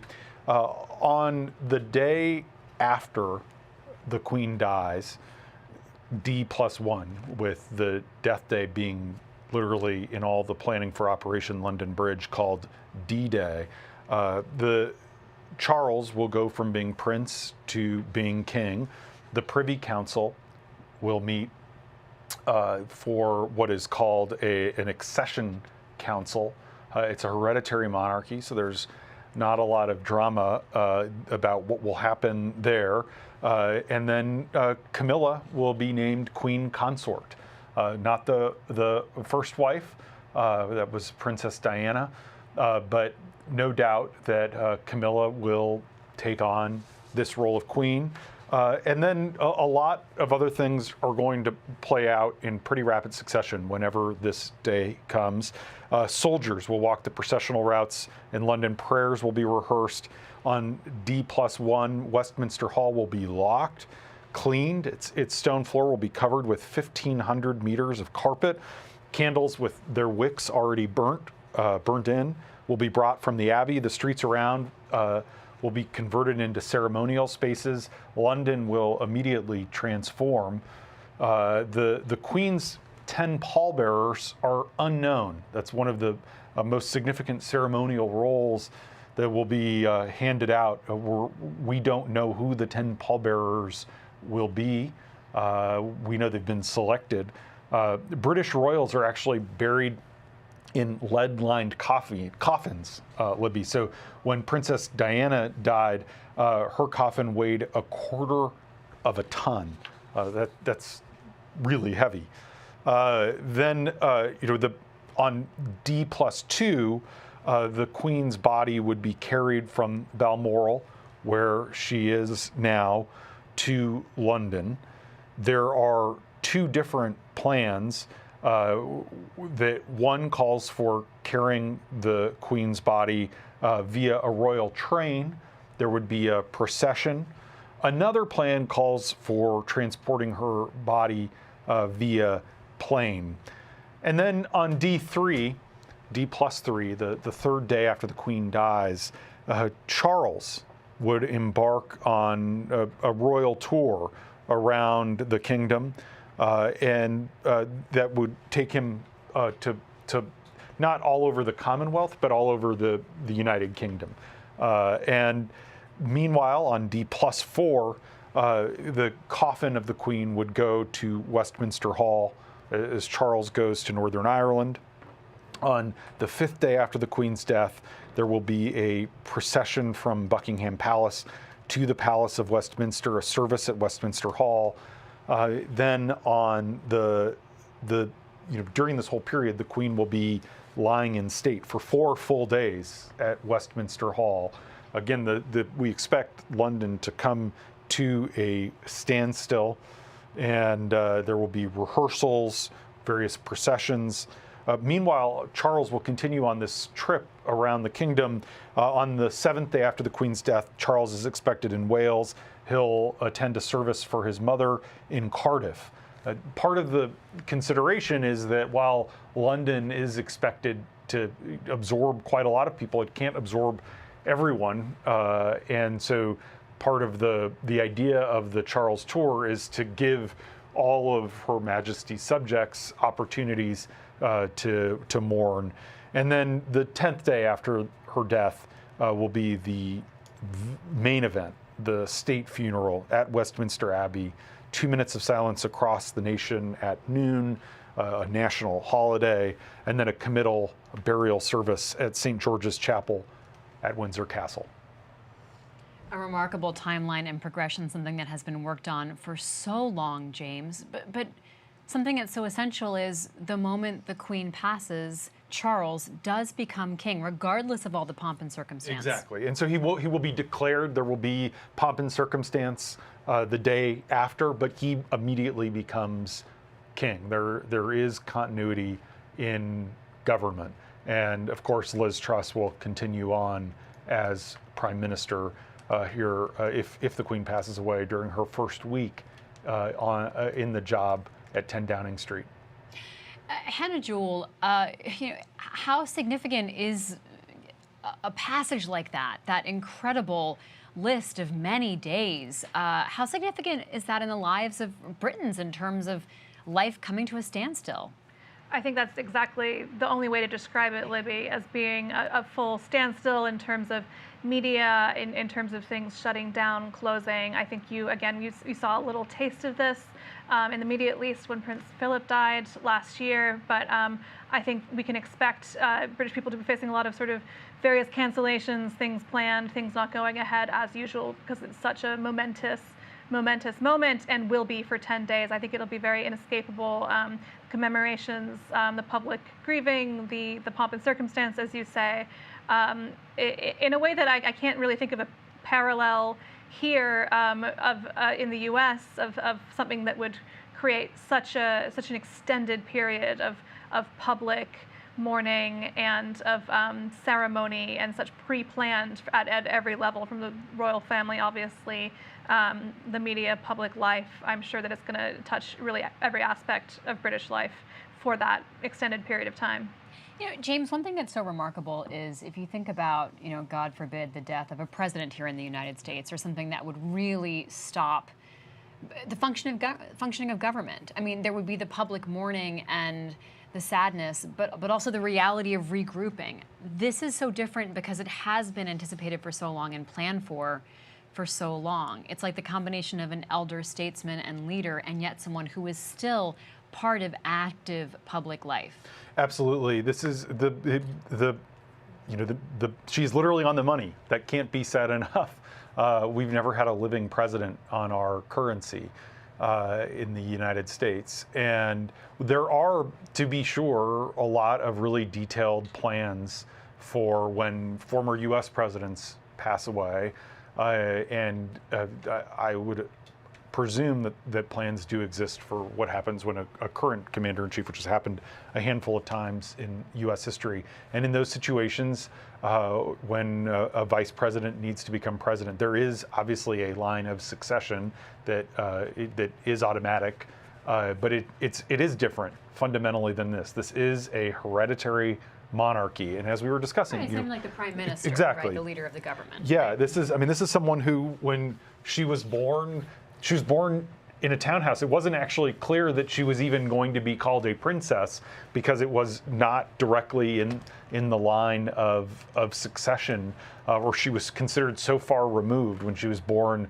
It was a townhouse in London, in Mayfair, on her mother's side, not even her father's side. And the palace had to say she's still a princess. And so, when you think about basically the line of succession when she was born, she was very far down.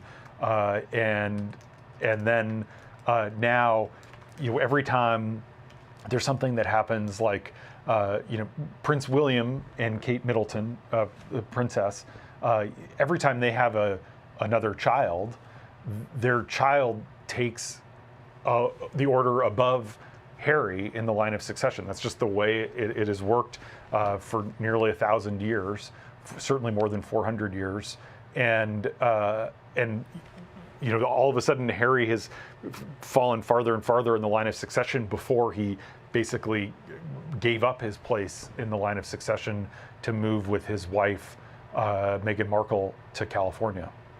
With me now, Post reporter Jennifer Hassan in London. Jennifer, thank you so much for joining us. Let's talk about this moment and how focused the UK is on the Queen's health right now this evening.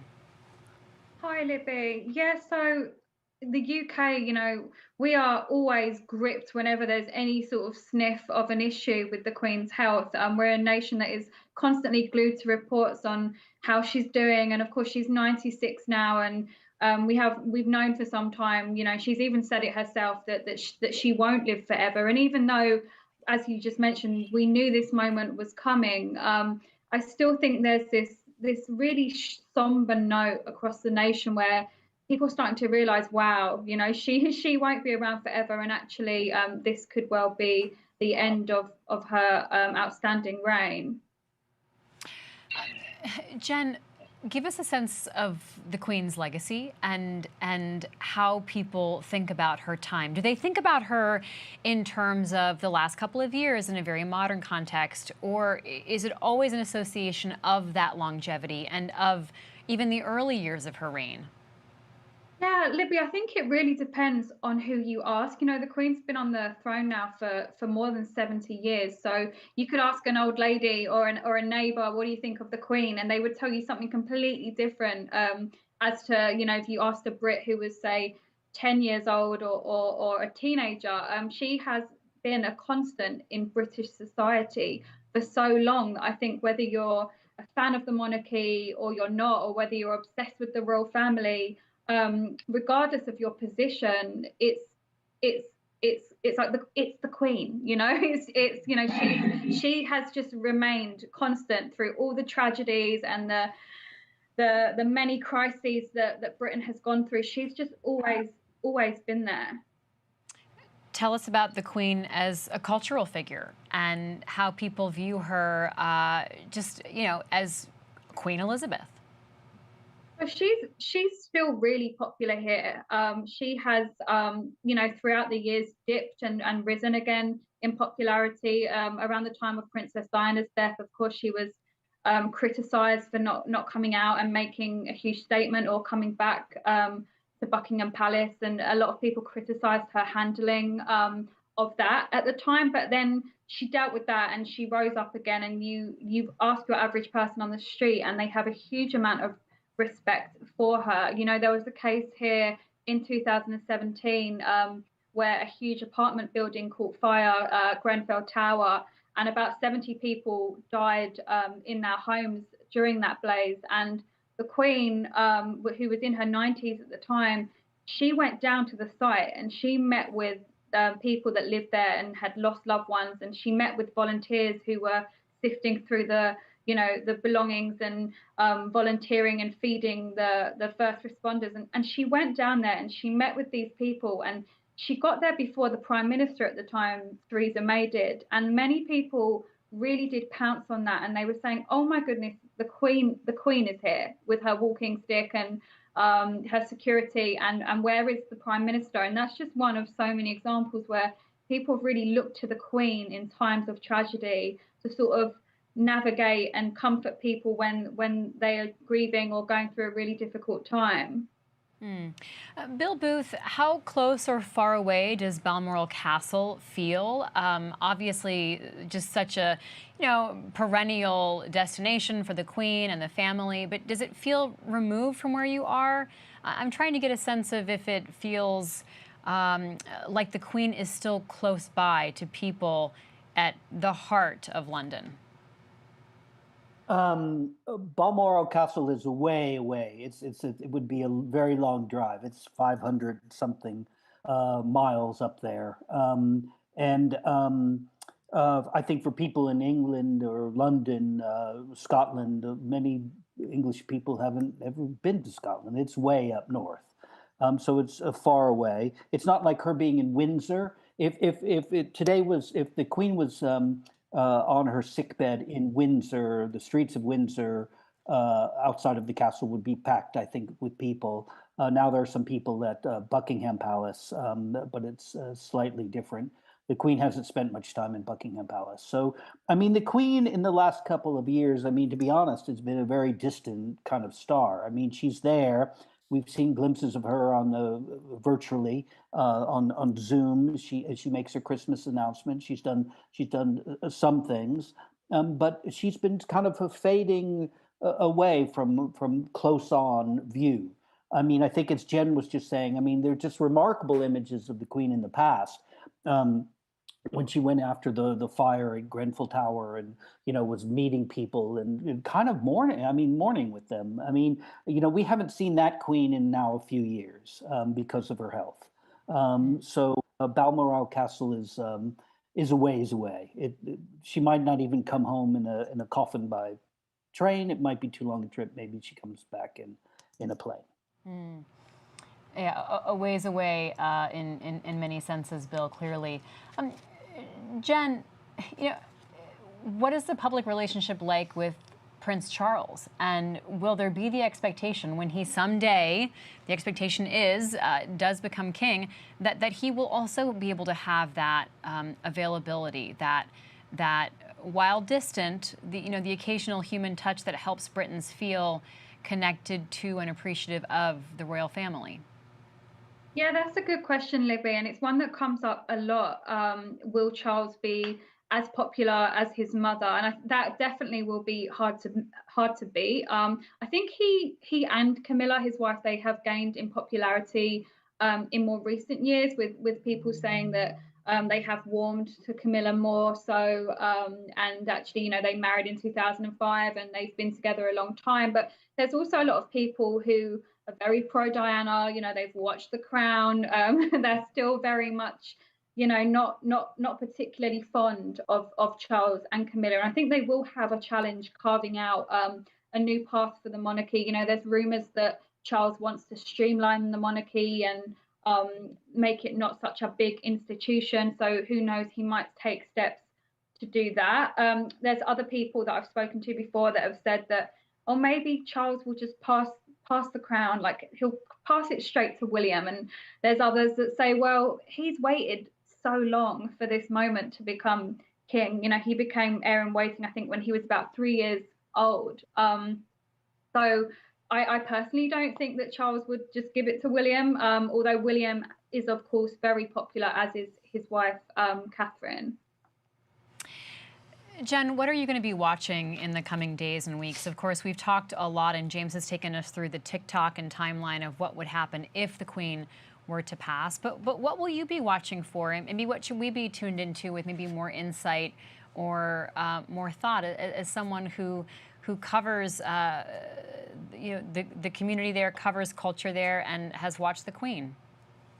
Yeah, I mean, today, even just seeing BBC news presenters dressed in black, we've long known that would happen. And there's a operational plan, London Bridge, which was leaked, I think, a couple of years ago, that sort of documents what happens in the hours and days and weeks after the Queen passes. So I think a lot of us knew and are quite aware of what will happen after she does indeed die. But I think the reality of it now, that this is such a huge moment in British history, where the nation will be plunged into a sense of mourning, is still quite unbelievable. And I think there's only a few moments in people's lives where they can say, I knew where I was when I heard this person was very sick, or this person was on their way out, or this person died. And I think the Queen will definitely be one of those people, just given how famous she is around the world. Hannah, despite the Queen's sort of flagging health in recent years, and we've talked about how she wasn't able to make so many of those in-person snap visits and appointments when there were tragedies or things happened, she is remembered for how she dealt with COVID. So let's talk about how she talked to her people about the COVID crisis in the UK. Well, this was really a moment that showed her sort of symbolic role as the head of state, but also sort of an emotional leader of Britain. Back on April 5th in 2020, she made an address to the nation. It was actually only the 5th time that she had made such a special televised broadcast outside of her normal sort of like Christmas Day broadcast, things like that. She said that she spoke to the nation, said it was a time of disruption in the life of the country. She thanked the NHS, the health service that was working so hard in the pandemic at that time, and still she thanked everyone who was staying at home. And she said that she hoped that, quote, those who come after us will say that the Britons of this generation were as strong as any, which sort of, many of those who sort of, in Britain who think that that's not the case, who yearn for this sort of wartime blitz spirit and see that as lacking. She was really sort of, really encouraging the nation, saying that that was still there, that spirit and that strength to get through that crisis. And she actually also referred to the very first broadcast that she made of that as a teenager in 1940. She was speaking from Windsor to children who had been evacuated out of cities during World War II, during the Blitz, for their own safety, including my grandmother, actually. And it kind of just shows how she emerged in these moments of intense national crisis for so many generations, spanning such a huge amount of time. She ended that address saying that we should take comfort that while we may still have more to endure, better days will return. We will be with our friends again. We will be with our families again. We will meet again. Today, of course, we're watching these images of the royal family arriving to meet and gather together around her. Rhonda, even as the Queen has aged, and of course she is 96, her presence in pop culture has really only grown in recent years, as there have been so many movies, films, series dramatizing the life of the Queen and the royal family. Yeah, you sort of see surges of interest in pop culture in the Queen. You've seen it certainly in the 90s when Charles and Diana were having their split. You've seen it most recently with the marriage of Harry. So you do see times when people seem to be more engaged or more interested in the royal family. But even that there have been those surges, there's still just been a consistency of so many people wanting to follow them, wanting to know more about them. I would suspect that because we don't have anything to match that here in the U.S., that's what makes it so interesting. We talked moments ago about the fact that we don't have any sort of funeral or memorials like what we might see when she passes. It certainly is not in an equivalent when you think of the state funerals that we cover for presidents. Those only last just a few days. But this is something that will have global impact. And I think sort of the enduring allure of Queen Elizabeth and her family is because others don't experience this. And it's so interesting that this monarchy has lasted this long through generation after generations. And I would suspect that's one of the reasons why it attracts so much interest. Jen Hassan, is the Queen viewed as someone from a different era? Is she as robustly alive as she comes across to many of us outside of the UK when we watch all of these, you know, sometimes saucy, you know, dramatizations of her early life and even the dramas that play out behind the closed doors of the royal family residences even today? Yeah, I think so. I mean, it's a difficult question, Libby, because you look at her now in these images, and she's a sweet little old lady with her walking cane, and of course, the crown really brought to life her earlier days, like when she first came to the throne, when she was in her mid-20s, and has sort of shown another side to her. You know, explored her relationships with her sister. And of course, that relationship with Prince Philip, who of course died last year, and what it was like for her to try and navigate becoming a monarch, but also a wife and a mother. And I think at the moment, of course, people look at her to be this sort of Frau, shrunken old lady that we saw meeting the new Prime Minister just a couple of days ago.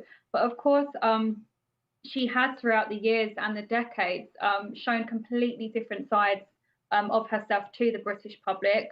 That said, she has always remained quite a private person, and that's why today's announcement from the palace regarding her health really did send people into a bit of a panic, because that's unusual from the palace. They don't just put out statements about her, you know, her health issues, unless it's unless it's a big deal, really. Let's bring in Mary Jordan, national political correspondent. Mary, talk to us about the Queen and Prince Charles. And we've certainly been reviewing the Queen's legacy today and talking about the relationships she has with the British public, but also her family. But talk to us about the differences and similarities between the Queen and her son, Charles. Well, that's a great question, because in the coming days, Prince Charles is going to become King Charles, and the focus is going to shift to him. And because of all the books and movies that have been written about that family, we know that it wasn't always an easy relationship. Even when he was young, she was away a lot, and there was talk about how few hugs he had. The idea that we even know that is fascinating. He definitely had a better relationship with his mother than he did with his father, Prince Philip. But at times, I think there was, disappointments, and he was the oldest son. A lot of people have been saying, the guy is 73 years old. Prince Charles is 73 years old. Give the guy a chance. And it looks like now he's going to get a chance. By what we're hearing, though, is that they've been together a lot recently. No doubt, this woman who talked about duty and tradition her whole life, we're talking about the transition and giving him advice. We hit the Queen's Jubilee this summer, Mary, seeing her 70 years on the throne. And there was a lot of question of, at some point, would she choose to step down and turn things over to her son? She has not elected to do that. And so Charles has had, I would imagine, a complex relationship with what duty does mean to him and what it will mean to him someday. They're so different in that respect. Many people talk about how outspoken, even on controversial and sticky issues, Prince Charles is. That's something the Queen would never do, right? She's mum's the word. He talks, but on the other hand, he's a modern guy. He came up in a different era, completely different era. He's more extravagant. His tastes are more extravagant. I think that there's going to be a lot of focus in coming days about, if he spends a lot more money when he is the monarch than his mom. There'll be talk about that. But people will also remember that back in the 70s, when no one else was talking about the environment, or very few were, and sustainability, Prince Charles was. I met him many times. I met him several times when I was in London, and I met him at Georgetown University not that long ago when he came to give a speech about food. The idea, some people used to say he was kind of a crackpot. He was talking to his plants and talking about sustainable food. Well, the world, a lot of people now think that he was kind of a visionary. He was talking about how important food is to diet, and he gave a pretty big and interesting speech at Georgetown University not long ago. Their demeanors are different. They have a different following. Nobody is ever going to match the affection and admiration by the world that the Queen does. And so Prince Charles is going to have a tough time, but it's going to be a very interesting time when he takes over. Mary, as we consider the Queen's life and legacy, as we watch her health here, what is on your mind about the Queen's time reigning over the United Kingdom, the Commonwealth? What is on your mind? Well, she, in 2007, she was coming to the United States. That was her last trip, official trips. It was a big deal. She was going to Jamestown. And I happened to be in London along with my husband and Washington Post colleague Kevin Sullivan, and we were invited to Buckingham Palace. And so we go into this unbelievably grand place, literally gold thrones and priceless paintings. And then you see this little woman who makes you so at ease. She just seemed super down to earth. She talked to us, and she also talked to the younger people first who were standing next to us, and they were Americans in the UK rowing. And she said, "Turn over your hands," when she heard that they were rowers, and to see the calluses. And that's her magic. What I think about is the magic of a down-to-earth woman who had this opulent royal life. Mary, I'm sorry to interrupt you, but the flag at Buckingham Palace has been lowered, you see there, to half staff, and it is now official. Queen Elizabeth II, the longest-serving monarch of the United Kingdom, has died. She was 96 years old. You can see there not only that flag, but flags across the nation are being lowered now. She is surrounded by her family at her home in Balmoral Castle, and it was just days ago that we saw her welcoming the new British Prime Minister, Liz Truss. Queen Elizabeth II has died at age 96 years old. This is the breaking news at this moment. You see there the live image at Buckingham Palace. We know that really her entire family has really sped to Balmoral Castle to be with her. James, gives us a sense of the scale of this moment. She was served by 15 British prime ministers, 14 U.S. presidents served during her reign, 7 popes. But more than any statistics, Queen Elizabeth has embodied the British stiff upper lip during more than 70 years on the throne. She is the leader, the epitome of so much stability. In Britain, in the United Kingdom, they are very much defined by who their leaders are. We think of the Victorian age.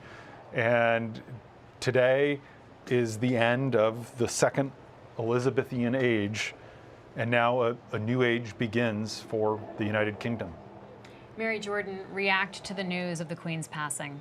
Oh, I think it's one of those moments. I just got a tingle because, there's very few moments like this. It's like when JFK got shot and we heard he was dead, when there was a moon landing. This is a marker, and people will remember kind of what they were doing. And right around the world, Queen Elizabeth is not just a huge deal in Europe and in America, in Africa, and throughout the world. She's traveled there, they know her. She's not just a queen, there's quite a lot of countries that have queens, but she kind of is one of the icons of our time. And so I guess my reaction is a little bit of a tingle and a bow to her. The Washington Post, as I look at Adrian Higgins' piece about her, describes her as the seemingly eternal monarch who became a bright but inscrutable beacon of continuity in the United Kingdom. Mary, that continuity was so essential, 70 years on the throne. What does this change mean for the monarchy? It's a big, big change. And Prince Charles has really got a challenge ahead of him. People's talk about not wanting to follow a great speaker or anything great. You don't want to be the person that comes next, let alone somebody who, the public has mixed feelings about. Everybody knows about, his difficult times when he was married to a very beloved Princess Diana and going out with his current wife, Camilla. But, time also heals things, and Camilla and Charles, have been clearly close to the Queen. I think that's going to matter a lot. Prince Charles is 73 years old, and he has weathered a lot himself. But it is going to be a challenge in the coming days. He's going to now go around the country. That was clearly planned to get some support for himself. He's been working on speeches, and it's going to be very interesting what he says. Jen Hassan there in London, what is on your mind as we watch this unfold? We know that everything really changes in this moment. Yeah, Libby, I'm just sat here thinking that she met with the outgoing Prime Minister, Boris Johnson, and the incoming Prime Minister, Liz Truss, just 2 days ago. So I've been sat here just thinking about that and what an incredible testament that is to her character. That while my colleague Bill Booth noted that, yes, she has faded somewhat from the public eye and she has handed over a lot of her duties over the last couple of years, the fact that she did that just 2 days ago when she was possibly suffering or not in great health at the time, she was determined to meet the new Prime Minister, of Great Britain. I think that really does just sum her up and her work ethic. And yeah, it is one of those moments that the nation will never really be the same again. And I think there's a lot of people that have never ever known lives here without the Queen on the throne. In fact, a really small percentage of people that just don't know life without her. I mean, you know, we have the national anthem, God Save Our Gracious Queen. That will of course change to King, because we have a king right now. So yeah, there's a lot of change coming. This of course coincides with the fact that we also have a new Prime Minister. So there's a lot of change right now. We're in a cost of living crisis. We're dealing with the aftermath of the coronavirus pandemic and the fallout of the Brexit vote. And it feels very, very uncertain right now on British soil. We're seeing people gather, Jen, outside of Buckingham Palace. What do you anticipate the national mourning will be like? Yeah, I mean, I think the only thing we will probably be able to compare it to or expect that it would be like will be when Princess Diana died in 1997. And I was quite young at the time, and I remember as a young child going there and to the palace and to Kensington Palace and seeing just a sea of flowers. And as you can see, there's already crowds outside Buckingham Palace now. There's tourists in the rain huddling under umbrellas and lovers of the monarchy putting flowers down already. So I can only imagine what the next few days are going to look like in London at the palace, but of course in Scotland, in Balmoral, where she has been staying since July. So yeah, I think we can expect to see a lot of public mourning. Thanks so much, Jen, and good luck with all of your reporting in the subsequent days. Hannah Jewell, this is a pivotal moment for the monarchy, but also for the people of the United Kingdom. Yeah, Jen really put it well, saying how the scale of the changes happening at the same time. You know, on this minor scale, or comparatively minor scale of having a new prime minister 2 days ago, what that entails, change of government. But also a change of monarch for the first time in 70 years, which only the elderly can now remember a time before that happened. I think we're going to see, in addition to this carefully planned out 10-day series of ceremonies, we're going to see a total media focus on this, and a life focus, a cultural focus. I think Britain is going to be a very different place for the next 10 days, and I'm sure we're going to hear a lot from regular British people on the ground who reacting to this emotional moment over this time period. I think it can't be overstated for some people how central the Queen is to their sort of sense of national identity and self. It's just going to be unlike, I think, anything that we've seen in the US in terms of a public display of grieving and mourning. James, generally put into context for us what else is happening right now in the lives of people in the United Kingdom. And just earlier today, before news of the Queen's illness broke, one of the top stories in the Washington Post was about the European Central Bank announcing the largest ever increase in interest rates. And we're watching Europe and the UK deal with this issue of inflation that we're seeing as well, the war in Ukraine, economic woes. There are a lot of fearful things coming down the pike for people's pocketbooks in the coming weeks and months. How does that all factor into this moment as this nation and the world now has to sort of cope with the loss of someone who has been so stable and so present? Well, she helped them get through these other tough periods. It adds to the list of challenges facing Charles, who is going to become king and has legitimacy in the sense that he has been anointed, but has to earn the respect of the British people. The challenge is very real. There are going to be energy shortages this winter. The interest rates are going through the roof. Inflation in Britain is actually more than twice as bad as it is here in the United States. There's a cost of living crisis, and the fact that the Queen has died, she's only 5 feet 4 inches tall, but she was such a vastly larger presence. The fact that she has passed away does offer her son a chance to remind Britain of all they've been through before. In a country with so much nostalgia for the past, there will be continuity. She has represented stability, but she she also was the monarch, and this is a monarch that dates back 1,000 years since the Norman landing in 1066. This is continuity, and this is a chance for Charles to earn the affection of the people by reminding them of all they've been through before, to assure them that they can get through the many challenges ahead. James, this is quite a start for Liz Truss as Prime Minister. Yeah, and you hate to play politics and think politics at a moment like this, but this will certainly give her some bounce in the polls, almost certainly.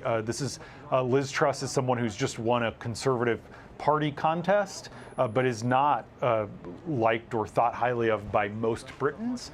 And this is a chance for her to, just as happened with Tony Blair after Princess Diana's death in the 1990s, really channel the feelings of the British people.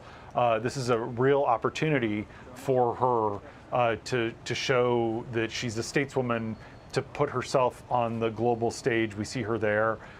This is someone, Liz Truss, who 25 years ago, when she was at Oxford, was against the monarchy and has become a very vocal proponent of the monarchy. This is really a really shocking way to start your tenure as Prime Minister, and there's really no analog for it for us Americans who are watching, because we just don't have a constitutional monarchy the way that they do. A Parliament is going to convene immediately. There will be both in the House of Commons and the Parliament, and in the Commonwealths as well. You'll see the Scottish Parliament gather, and this is the head of state. This is the woman whose face is on their currency, who's been so present for so long. And Rhonda, the Queen outlived so many political careers, both here in the United States as well as in her home country. That's right. We've been talking about before how the first U.S. president she met was Truman, and she's met all of them since except LBJ. But this is really a moment for, of course, Britain, but the globe. And it's a moment that's of historic nature because it will likely be deeply felt by people who speak different languages, who have different cultures, but they all know her. They all have watched her reign through different eras. So this is a pretty unique and significant moment in our history. And you know, we've talked about how she started her job with that sense of duty. She is said to have been influenced by how her father felt after he had to take over the throne, after his brother Edward abdicated the throne. And she watched that sense of duty. She watched him die in office, and she knew she had to take it on. And we saw that sense of duty throughout the entire time, and up until this week, as we've been talking about how she met with the outgoing and the incoming prime ministers, which is a part of her duties. She kept that going, 48 hours ago. So this was a woman that is, of course, well loved by her people, but the globe right now is beginning to respond, and it's a deeply significant moment. The breaking news at this hour, Queen Elizabeth II has died at the age of 96. Mary Jordan, how do you sum up her life and legacy?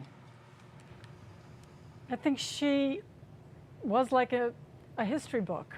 You could kind of flip to any page and she was there. I mean, she lived a century. She met everybody. She outlasted more than a dozen presidents and a dozen prime ministers.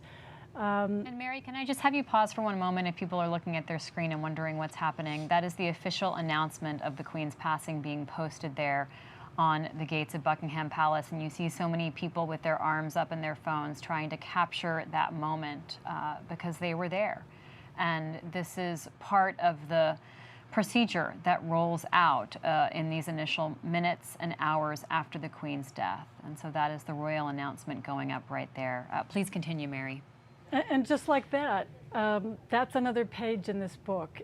She is so significant that she's going to have a page that's, when other people die, you don't have this announcement that everybody wants to draw near to. People will travel hundreds of miles from all over to get a picture of that announcement in the days ahead, and there's going to be a lot of ceremonies, people flooding the city. You know, I think we're going to hear speeches. There'll no doubt leaders from around the world will descend on London. This, you know, she really kind of was the history of the last century. She was always there. She added to it. And perhaps the best thing that she did was to just be there. You know, she talked herself. She always kind of was self-deprecating and said, you know, I'm not that smart. I didn't have the greatest education. But she was always there, and that really counted. And now she's not. Mary, she is such a familiar face, such a familiar presence, and yet a little bit inscrutable, right? Because there is that distance there, that privacy there. What was Queen Elizabeth like?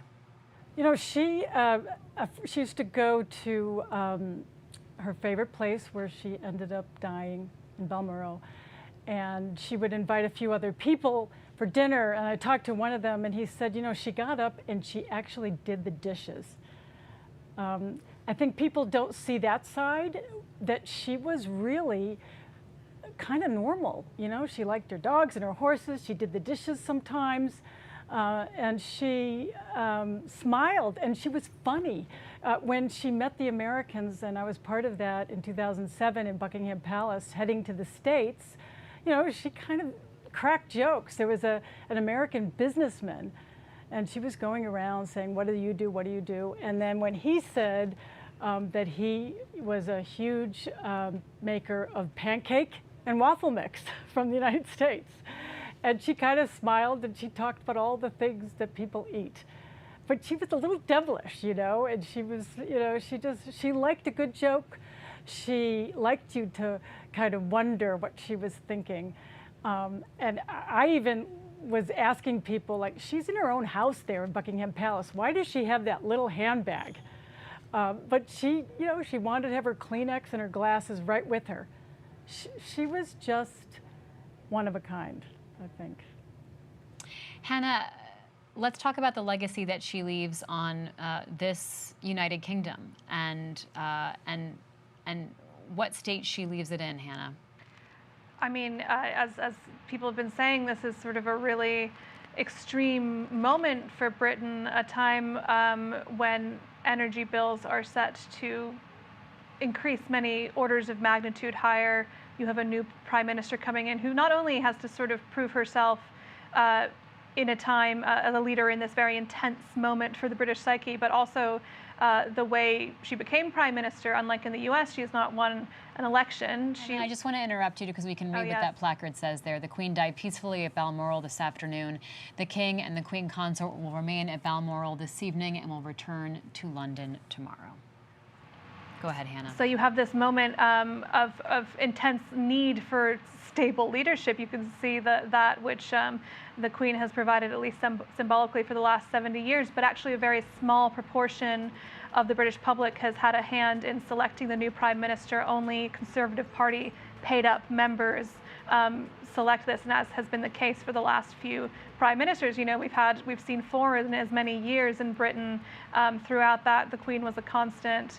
I think that it's such a, looking ahead to this winter in Britain, to cost of living crisis, to new prime minister, all of this turmoil, I think that this is going to just add a level to that and another layer to that sort of intense sense of change in that country. The images we're seeing on our screen, Buckingham Palace, of course, and then in the upper left, Balmoral Castle and the gates, where the Queen has died at the age of 96. And in the lower left of your screen, 10 Downing Street. James, the place the cameras are all trained on right now as we watch to see how the very fresh and new Prime Minister handles this moment. This is a big test for Liz Truss. This is a big opportunity for her to speak to the country, to channel the feelings of the populace, of the Queen's subjects. And she just saw the Queen, one of the very last non-family members to see the Queen just the day before yesterday with her predecessor, Boris Johnson. She is I believe, the 15th Prime Minister during her reign, the first being Winston Churchill. It's a reminder that you know, Winston Churchill was born in the I think the 1870s. It reaches back so far in history, this Elizabethan period. Mary Jordan, what are the concerns that Queen Elizabeth had and that perhaps her family has about the survival of the monarchy? And surely she looked to the future and anticipated and thought about what would happen after her passing. Well, for one thing, I'm sure it's not lost on people that she died in Scotland. There is a pretty strong independence movement among Scots, and that's going to come up, right? I mean, you know, she was one of the things that held it together.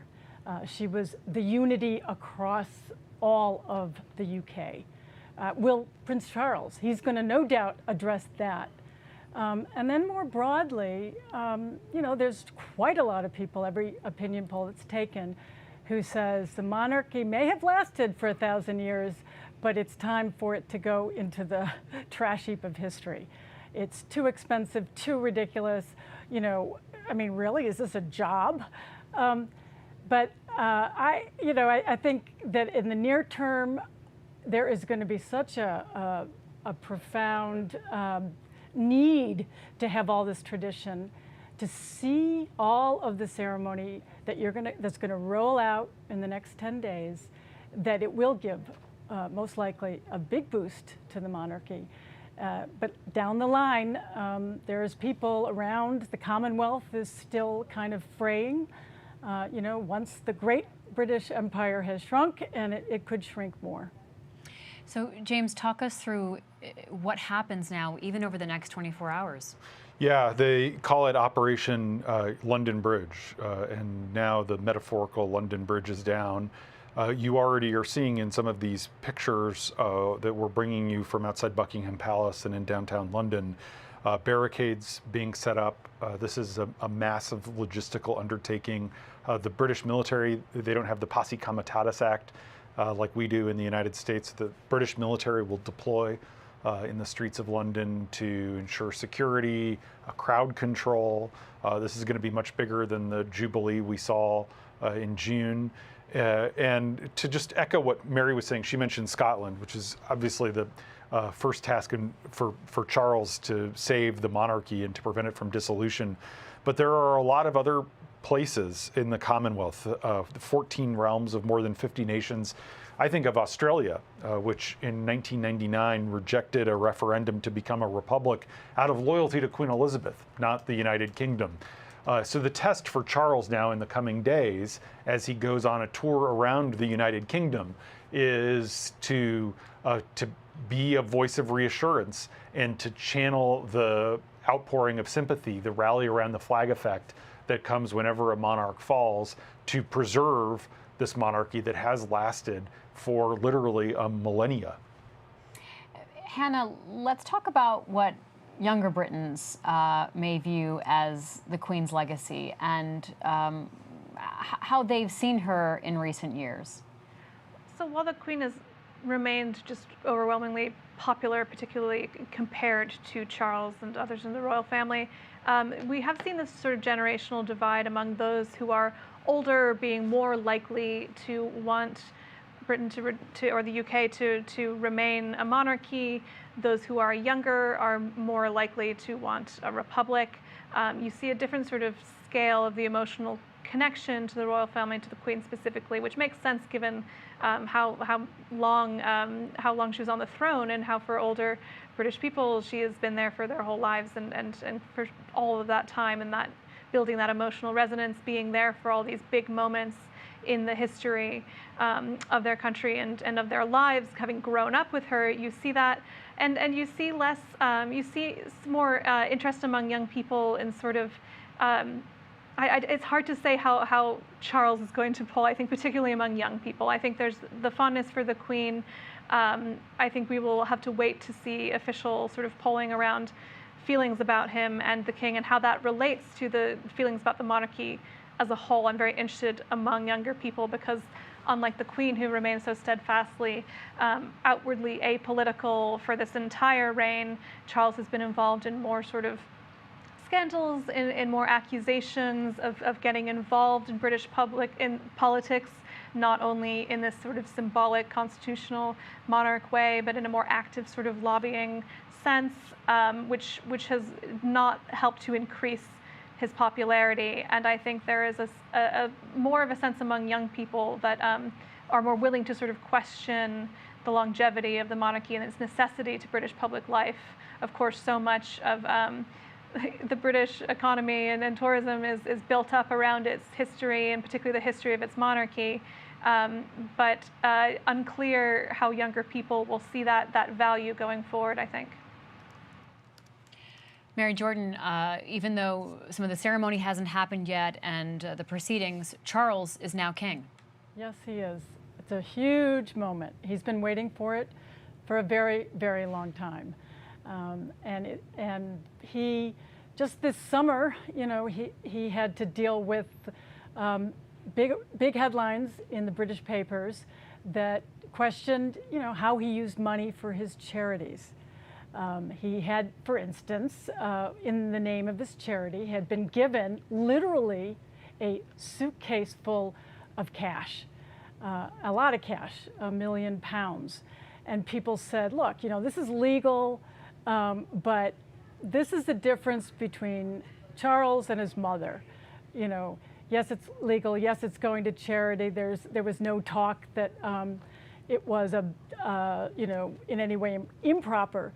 But was it really a good PR move?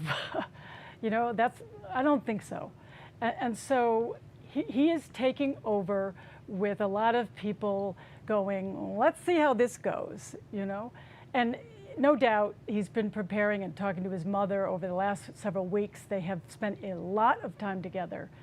And I think you're going to hear him say what she told him in the final days of her life. Rhonda, talk to us about the relationship that the Queen has had with world leaders. And, you know, it's not just the prime ministers who, of course, she has met with, some of whom she was able to develop ongoing relationships with. But talk to us about her presence on the world stage. Well, it has an incredible span, and she, of course, has met with a number of our U.S. presidents throughout history. And some of them have disclosed the conversations that they have had. I know when President Obama and also President Bush met with her, they were really enamored with her, that sense of duty, that sense of she, of course, is and could be above politics, something that elected officials often can't escape.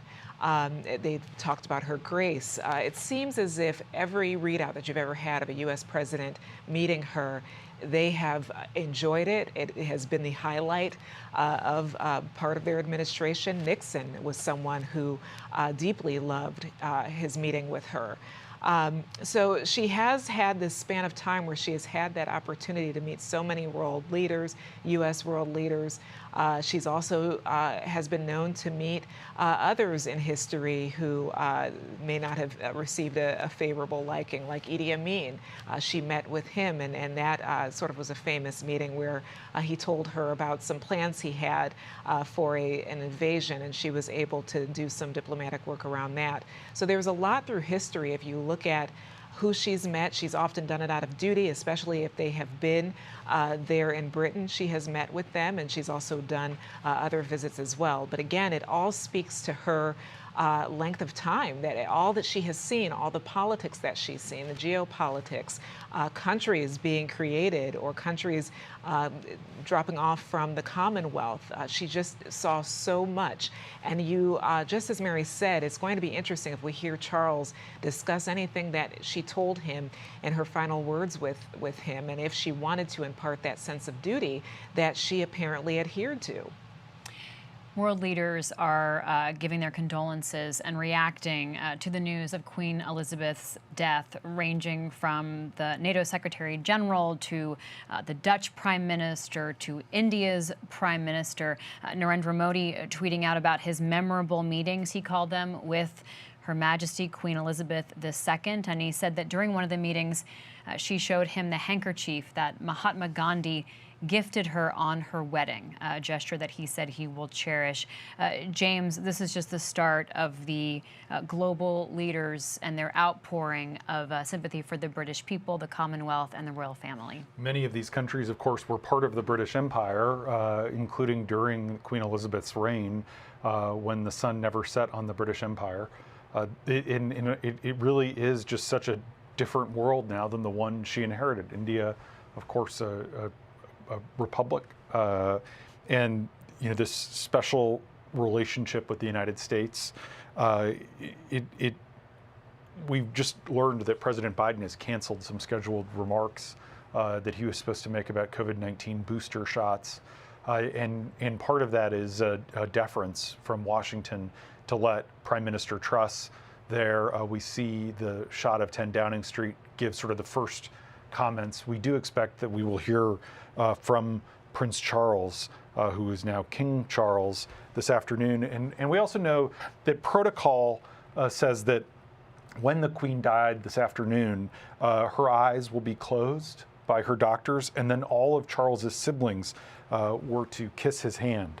It was sort of a very, what might seem archaic to us, but a British tradition that dates back centuries.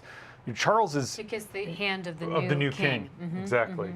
Mm-hmm. Charles is 72, and it's funny because our perspective on 72 has changed. I guess 72 is the new 62. 73. 73. He's 73, a recent birthday. But that's younger than our president, Joe Biden, who's 79, and Donald Trump, our former president, who's 76. But it's a challenging and demanding job for someone who's 73. Hannah Jewell, as we see these international leaders weigh in and pay their respects to Queen Elizabeth, you can't divorce the reaction from just how much power the royal family once had as a symbol of England and Great Britain and the Commonwealth. And I'd like to hear from you a little bit about how that is, while both there's a lot of loyalty among Commonwealth nations, Commonwealth countries for the Queen, there are also some very deep and complex and bitter memories of the British Empire and its legacy.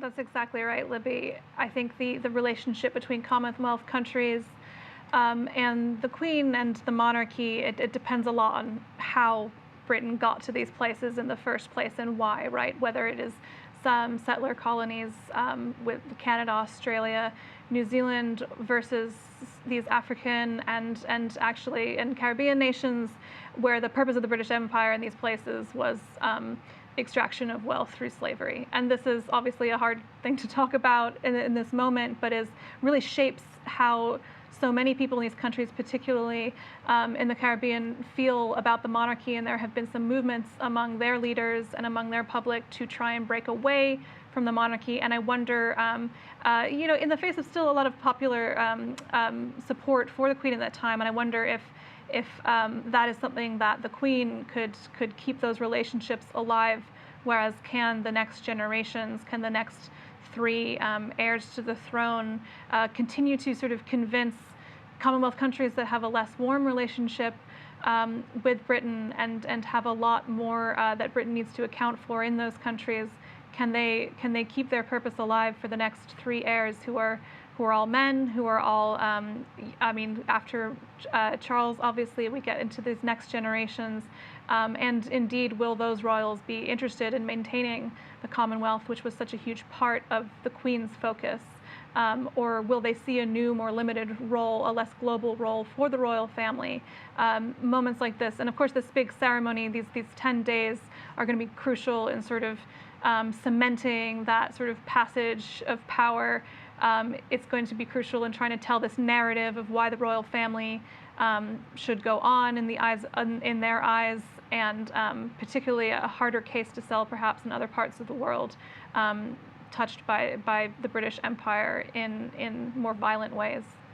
Mary Jordan, how important is this period of national mourning and ceremony? And I do see the door of 10 Downing Street open, so let's go to Prime Minister Liz Truss right now.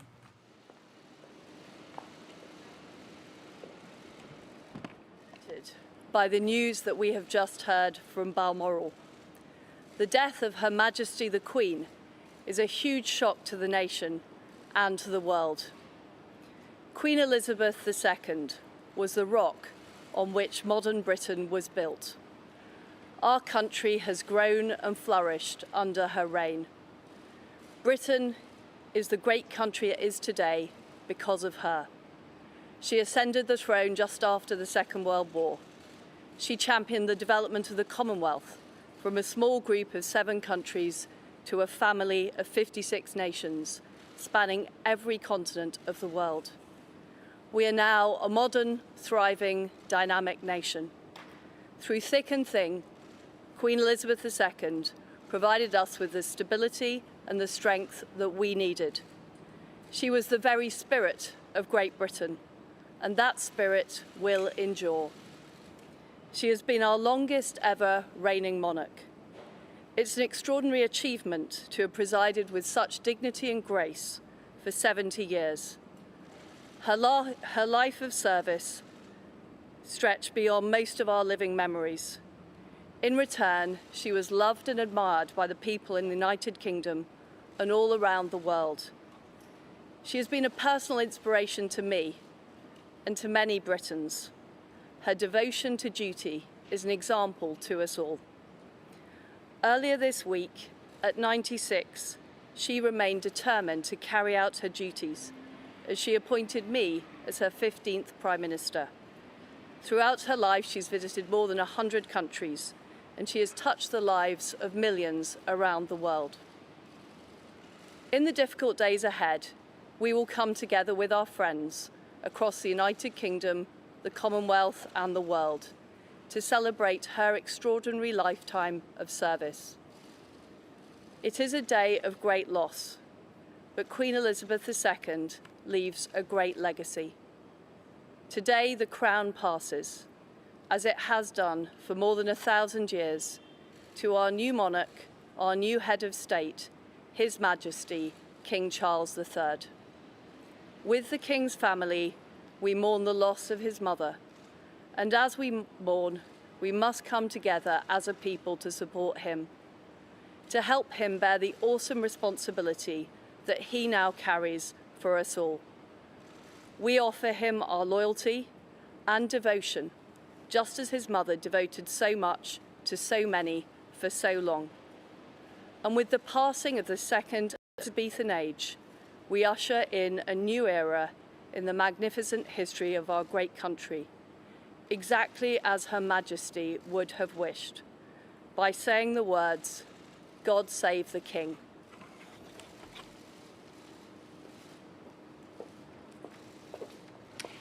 Prime Minister Liz Truss ending with those words, "God save the King." Mary Jordan, it makes it all the more real as you hear this perspective from a woman who met with the Queen just a couple of days ago.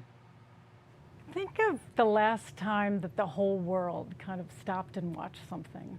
You know, I think that the Queen's parting gift will be that in a time of great turmoil and division, there'll be unity on one thing. You know, there'll be eyes on the ceremonies to come in London for all these days ahead. And that's really rare. And that is kind of who she was and what the new Prime Minister was just saying, you know, duty up until the last moment. She wanted to make sure that the new Prime Minister, she met her, and then of course just died shortly after. But the unity that she can kind of bring the world at this moment, and the reminder, you know, that duty counts, and that tradition counts.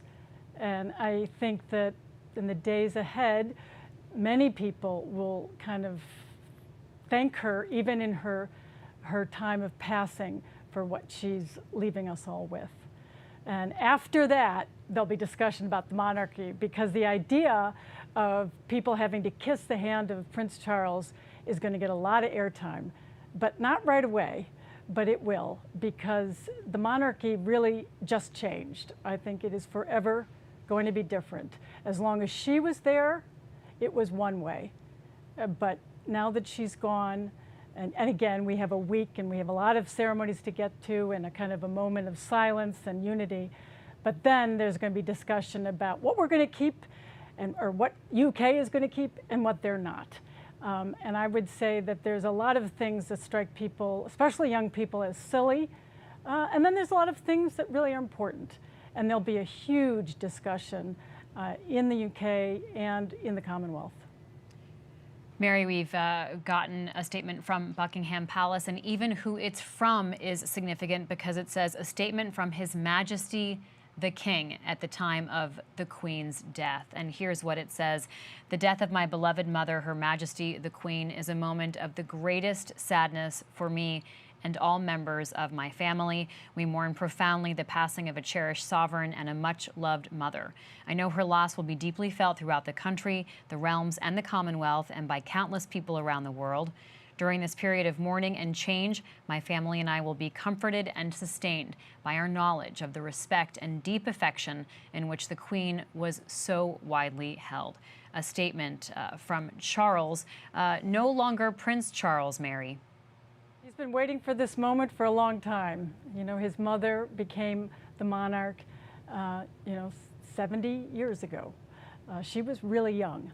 Now he's in his 70s and he's taking over. He is prepared. He's thought about it, talked about it. He's got his speeches ready.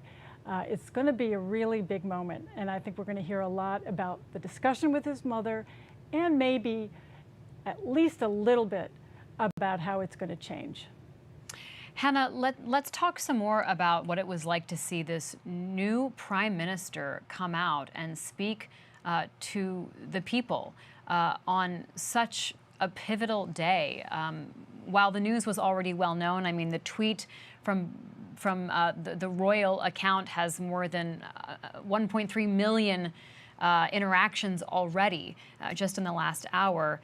She really was the first person to come out and give voice and image to this moment of transition, Hannah. It was such an important moment, I think, for her tenure as prime minister, and actually it just feels like such a incredibly, just sort of the whiplash of the 180 from going from quite a sort of bitter Tory leadership contest in which she successfully won over a sort of relatively small slice of the British public to become prime minister, and is in any electoral campaign anywhere around the world coming with all the sort of gaffes and political machinations and maneuvers that come with the realm of electoral politics, to just such a short amount of time later having to come out dressed in all black, speak outside 10 Downing Street, kind of introduce herself to the country in this context of being, the third female British prime minister on the occasion of the death of, I believe, the 8th reigning queen in British history. That's those who were sovereigns, not just sort of queen consorts, but a sovereign in her own right. And actually, Britain has only recently changed its rules about heirs and female and male heirs. And so you see this Liz Truss referring to the passing of the second Elizabethan age, one that was even longer than the first, the longest reigning monarch. Spoke about what a huge shock this was to the nation and the world, and referred to the extraordinary achievement of the Queen having presided with such dignity and grace for 70 years, she said. So you saw her keep those remarks, quite short, somber. Today is not about her, of course, but it is really an unbelievably huge test as the 15th prime minister to have served under the Queen's reign, to be the one tasked with making a speech like that. James, we think of ages as something out of history books, so it is sort of all the more grounding and sobering to hear the Prime Minister talk about this, as Hannah said, as the passing of the second Elizabethan age. Yeah, Libby, it's something to hear someone, that was a great, concise speech, describe the death of a 96-year-old as a huge shock, which is what she called it. But that's what it is. It is more than 3 in 4 Britons have never known life without Queen Elizabeth as their monarch. And to call her the rock on which modern Britain was built is not an exaggeration. And she did capture the spirit of Great Britain. She does leave a dramatic legacy.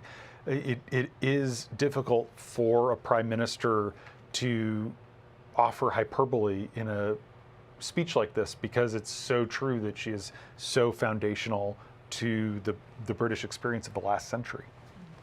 Rhonda, tell us about the reaction here in the United States from political leaders.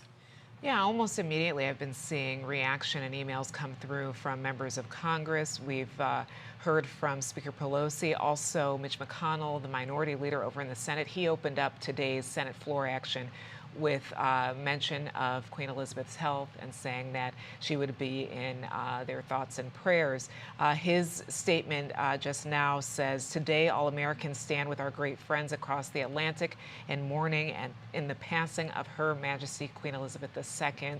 The decades of Her Majesty's reign saw an intense deepening of the special relationship and close bond between the U.S. and the U.K." And Speaker Pelosi also put out a statement just a few minutes ago. She talked about the time she was honored to be on the floor of the House during the historic address to Congress in 1991, where they welcomed Queen Elizabeth. And she also shares her moments of reflection as well about the Queen. So this does extend to elected officials here. I suspect we'll also get some announcements in response from other global leaders, but this is something that is certainly deeply felt by those that may have been able to meet her in their capacities as elected officials and those who have just watched her reign. Autumn Brewington, let's bring you into the conversation. Opinions editor, you've also been a royal blogger for The Post over the years. Autumn, react to the news that Queen Elizabeth has died. I mean, it's as so many of my colleagues have just been saying, it's stunning. She's been queen for more than 70 years. So many of us have not known a world in which she was not the queen. So it's really just sort of shocking to think about what does that look like? What comes next? Even the statement that came from Buckingham Palace, was a statement from the king. And then it was Prime Minister Liz Truss who just said the king will be known as King Charles III. But questions like that are things that no one has had to think about in more than 70 years because she's been as much of an institution as the one that she's led. Autumn, what will you be thinking about and watching in the days to come? James has been taking us through the timeline of events. Is this moment really about the past, the future, or a mix of both? So that's a really interesting question. And I think partially the answers might be different for an American audience versus a British audience. I think a lot of people, particularly over the next few days, are going to be looking back and, kind of thinking about the depth and breadth of the Queen's reign, all of her firsts, all of her achievements, and sort of where do they go from here. There is, as I think Mary said, there are going to be a lot of questions of, well, how will Charles do this? And, he's accepted money from these donors, or he's said this thing or that thing.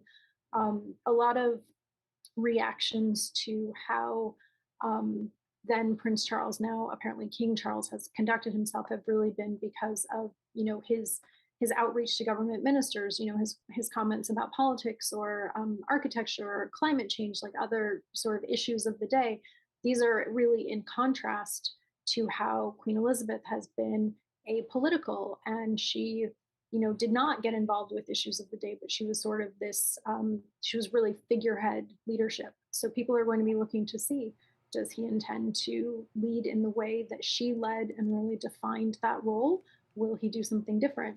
I think right away, we're going to be seeing a lot of just national mourning and retrospectives. And then it will be really interesting to see, kind of what issues does Charles raise? How does he want to start off, his reign? It was really significant in February that at the anniversary of her accession, to mark her 70 years on the throne, the Queen put out a statement that included saying that she hoped when the time came that her son's wife would be known as Queen. That was an issue because, when Charles and Camilla married, Camilla was not particularly popular in Britain, and they had said she would be known as Princess Consort. So this was sort of an effort by the Queen to ensure there was not controversy at the start of Charles's reign, and sort of helping him to start off on a solid footing, letting it be known that she supported this. So that's why the palace could say now the King and Queen, referring to Charles and Camilla, are at Balmoral and taking next steps. Yeah, Autumn, I was just reflecting as I was reading some of your old pieces, even from less than a year ago at the start of this year, there were questions that you had and things that you recognized that the Queen would have to face as she hit her 70 years on the throne and celebrated that occasion this summer. And that was one of the bits of business that at that point you had pointed out was sort of left undone. How would a future Camilla be referred to, and why is that significant? There were other questions for the Queen in terms of just what her idea of a future royal family might look like. Did the Queen, as far as we know, lay out for us a sense of what she wanted the monarchy to look like in the future? I don't think she made any specifically sort of public statements about that. And there's been a lot of tension in the royal family about, who would have what particular public sort of taxpayer supported or not supported roles. There has been a lot of talk in the past several years. The key word that I think has been sort of used a lot is transition.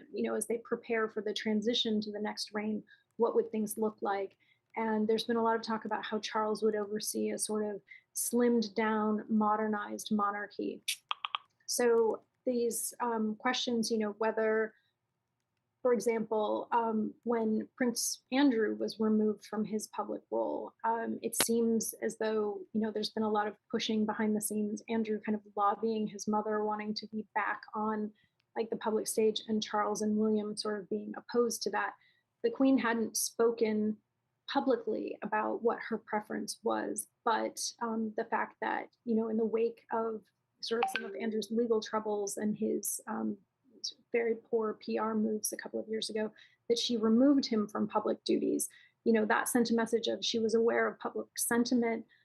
She was not, she did not want to make anything worse by having her second son be, a public representative of the monarchy. And sort of where Charles goes from here is something that will be closely watched. Hannah, let's go to you for this question of a look back at the past and all the remembrances that will happen over the coming days, and also this looming question of the future. And part of this process is seeing Charles ascend to the throne. So we can't ignore the future even as we reflect. This is just such a test of how long the monarchy may last going forward forever. This is, it was so much of its popularity was so tied to the popularity of the Queen specifically. We have all this pomp and circumstance coming ahead to sort of create this sort of legitimacy and sort of ceremony around the new king. And to see how the public will react to this will be very interesting. I think there'll be so much more focus on the passing of the Queen, so much more remembrances of her, so much, I feel like, speaking to people who are going to come to the sort of processional routes in London over the next 10 days, they're going to be talking about the Queen more than anything. And it will really be up to Charles to try and sort of connect himself to his mother's legacy, to try and, in honoring her, sort of see that he is picking up where she left off, and whether that can be achieved is yet to be seen. But again, I mean, everyone has been saying it, but such a shocking in some ways and not in others. Obviously, we know she was very elderly, but whenever you have such a huge change to the most important cultural figure in Britain after 70 years, I think while we know so much of what's going to happen in terms of the ceremonies, each day-by-day schedule to commemorate this moment, it's also feels very unknown all the same going ahead. Yeah, Hannah, one of our colleagues said earlier so well, not surprising, but shocking nonetheless, and almost shocking that the death of a 96-year-old is shocking, but there you have it, and there is so much laid out for us to expect, and yet it will be so new because it's been just so long. James, talk to us about the timeline here and how this is viewed as the start of these next days. A 10-day process that is extraordinarily choreographed. 10 days from now, there will be a royal funeral like none of us has ever seen. London is going to essentially be locked down as people descend. King Charles is going to embark on a royal tour around the kingdom that he now leads. Instead of God Save the Queen, you will hear a lot of God Save the King, as we just heard from Prime Minister Truss. And there will be a lot of reminiscences about Queen Elizabeth, not just the monarch, but the woman. Someone who loved jigsaw puzzles and watching programs on the BBC, someone who loved her horses and her corgis, someone who loved on Fridays to sit on a comfortable but faded sofa and sip her favorite cocktail of gin and Dubonnet, the liqueur. There will be a lot of reminiscences of that sort. We heard many during the Jubilee in 2012, and then again this summer, and we'll hear them with a different sort of tone, and you will see sort of this mourning. This is for a lot of Britons, this is a woman who feels like their own grandmother, like they have lost a member of their own family, not just a head of state.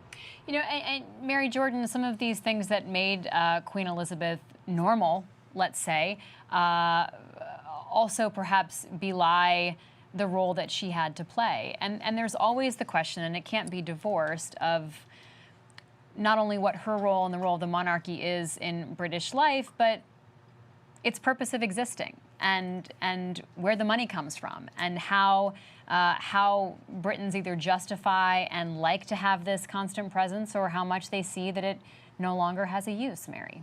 I think one of the things that will be different about this transition is that because Prince Charles is already in his 70s, and because he's not as well liked as his son William and his wife Kate Middleton, that there's going to be a lot of cameras on not just Charles, but the next generation, and the adorable little kids, grandkids that we saw at the Jubilee, who stole the show with their little antics.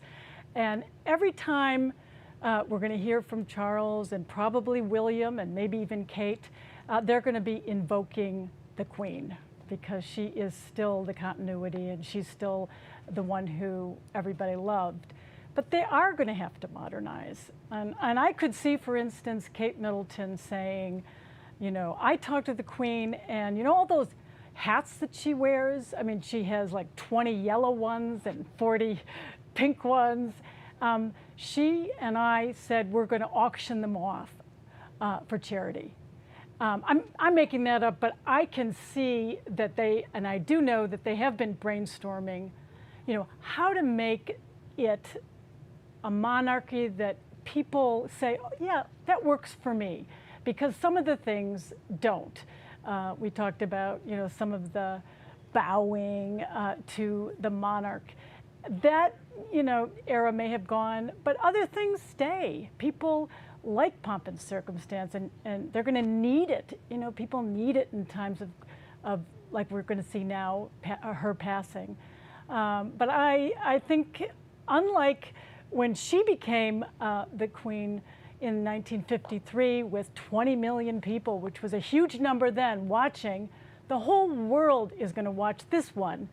And it's not going to be a focus on one woman as it was then. It'll be on Charles and his kid, who will then succeed him, William, and Kate Middleton, who is really popular, and their kids. Mary, there has seemed to be this big buffer, right, between William and Kate's children and the throne, but this huge leap being made to have a 73-year-old now be king changes everything in their lives. It sure does. I mean, Prince Charles, spent his whole life he had a lot of publicity, and he had a few scandals, to say the least, but he didn't have that intense spotlight that you get when you're #1. And it will be very interesting. But boy, I mean, talk about preparing for an exam. He knows every rule. He's been told everything. He's seen every movie. So I don't think he's going to have that much of a hard time. He told his biographer, and who I met at a dinner of all things in London, about how much he's prepared for this, and you know, that he really wanted it. I think that was the thing I came away with that discussion. He wants to do this, and he wants to have a chance, and now he's got it. What's so complicated, Autumn, is that most people coming into power don't have to rely on their mother dying. You know, often you are elected into office, or maybe you seize power, but it's not usually this true passage anymore of a family line. So it's a complicated moment for him. It's a complicated moment, and it's also, I mean, this is dictated everything about his life. For 73 years, he's been told this would be his destiny.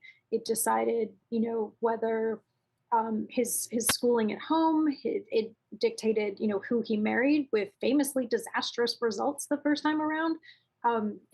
This has been so much leading up to this moment for Charles, and now, you know, he's 73 when he becomes king. Is it the questions of how long of a time, you know, will he have to really shape a reign?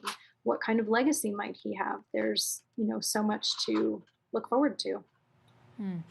Rhonda Colvin, let's go to you for reaction from President Biden. Rhonda. Yeah, President Biden and First Lady Jill Biden just put out their statement just seconds ago, really. I'm going through it, and this is probably one of the longest statements I've ever read from the White House. It's several paragraphs long. He says Her Majesty Queen Elizabeth II was more than a monarch. She defined an era. Queen Elizabeth II was a stateswoman of unmatched dignity and constancy who deepened the bedrock alliance between the U.S. and the United Kingdom. She helped to make our relationship special. He then goes on to talk about the first time he met the Queen, and it was in 1982 when traveling to the U.K. as a part of a Senate delegation. And he adds that we were honored that she extended her hospitality to us in June 2021 during our first overseas trip as President and First Lady, where she charmed us with her wit, moved us with her kindness, and generously shared with us her wisdom. And he continues on with his reflections, but again, this just came out from the president on his reaction to hearing the news, and it's a very lengthy statement, and it's probably a testament to the type of loss that a lot of global leaders feel that this is right now. Hannah, what will you be watching in the coming hours and days? Well, I've just been looking at how the British media is going to continue to cover this. And it's been announced that the BBC, all BBC programming is going to obviously focus on this, including all BBC radio stations are going to be playing the same program until at least 7 a.m. tomorrow. And that's including, I have to say, not just obviously the news channels, but like the dance music channel, all of these things. Really, you see this machine of British media kicking into gear to cover this. The other thing I'm thinking about is just occurring to me that now the new second in line to the throne is now a 9-year-old, is now Prince George, after William, who's 40. And you see how we've been talking about the buffers, how long that Charles himself has waited for this moment, how suddenly everyone else has now moved up in that line of succession without too many people between the current king and a 9-year-old boy. Really, as we discuss the sort of how will this 10-day, how will this commemoration really mark ways that the royal family may try to continue to modernize? We've been speaking a little about this. How do they continue to prove their relevance to the public? How do they continue to prove that they are worth the taxpayer money, are worth the vast amount of land they own in Britain and collect rents on? Of course, there's often an argument made about how the British royal family, brings in the tourism money. People are so interested in that. But of course, the buildings, the history, that all remains, whether or not the royal family is also the head of state, is also playing this political role, is also has this official power that is, ceremonial mostly, but technically also at the end of the day not. Is that something that is going to last that much longer into this century? Thanks so much, Hannah. James Homan, final thoughts from you. In a rare sort of reflective mood during an address to the Commonwealth leaders in 2011 in Perth, Australia, Queen Elizabeth cited an Aboriginal proverb to express her feelings. She said, "We are all visitors to this time and this place. Our purpose here is to observe, to learn, to grow, to love, and then we return home." Queen Elizabeth wasn't just a bystander, she was a shaper of history. And today, the second Elizabethan age has ended.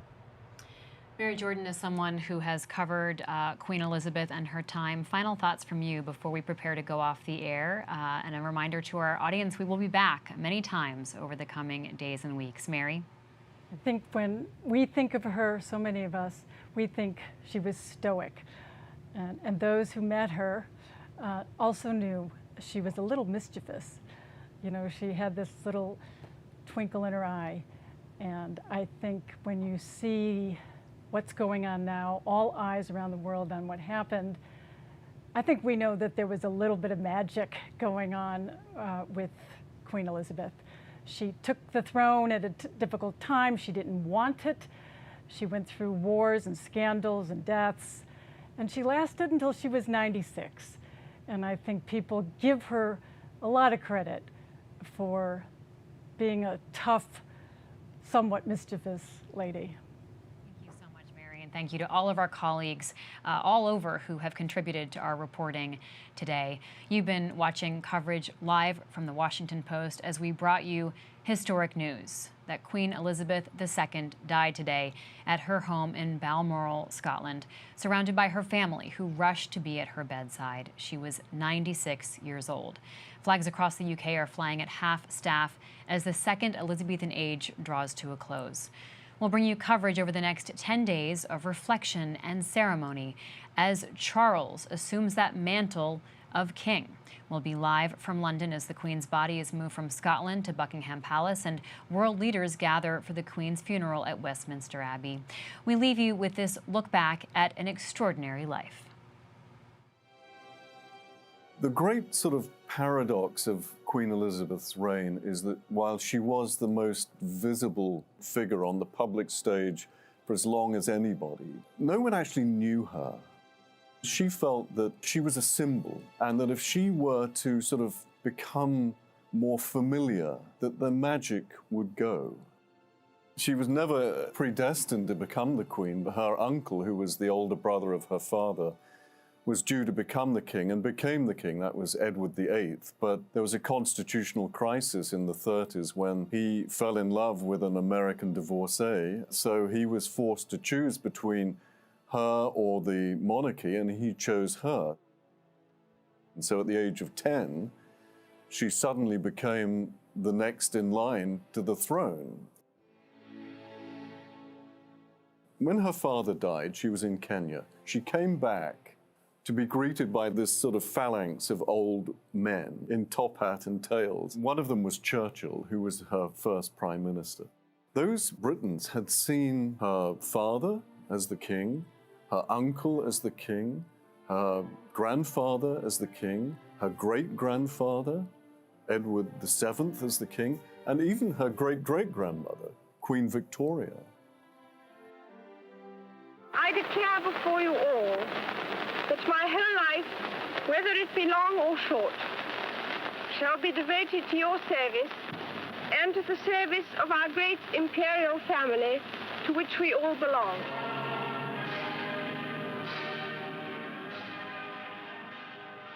Television created these milestones of her monarchy. The first coronation to be televised and indeed watched by millions around the world. It was the first great global television event. So somebody at the BBC convinced them to do a documentary film. It was called The Royal Family.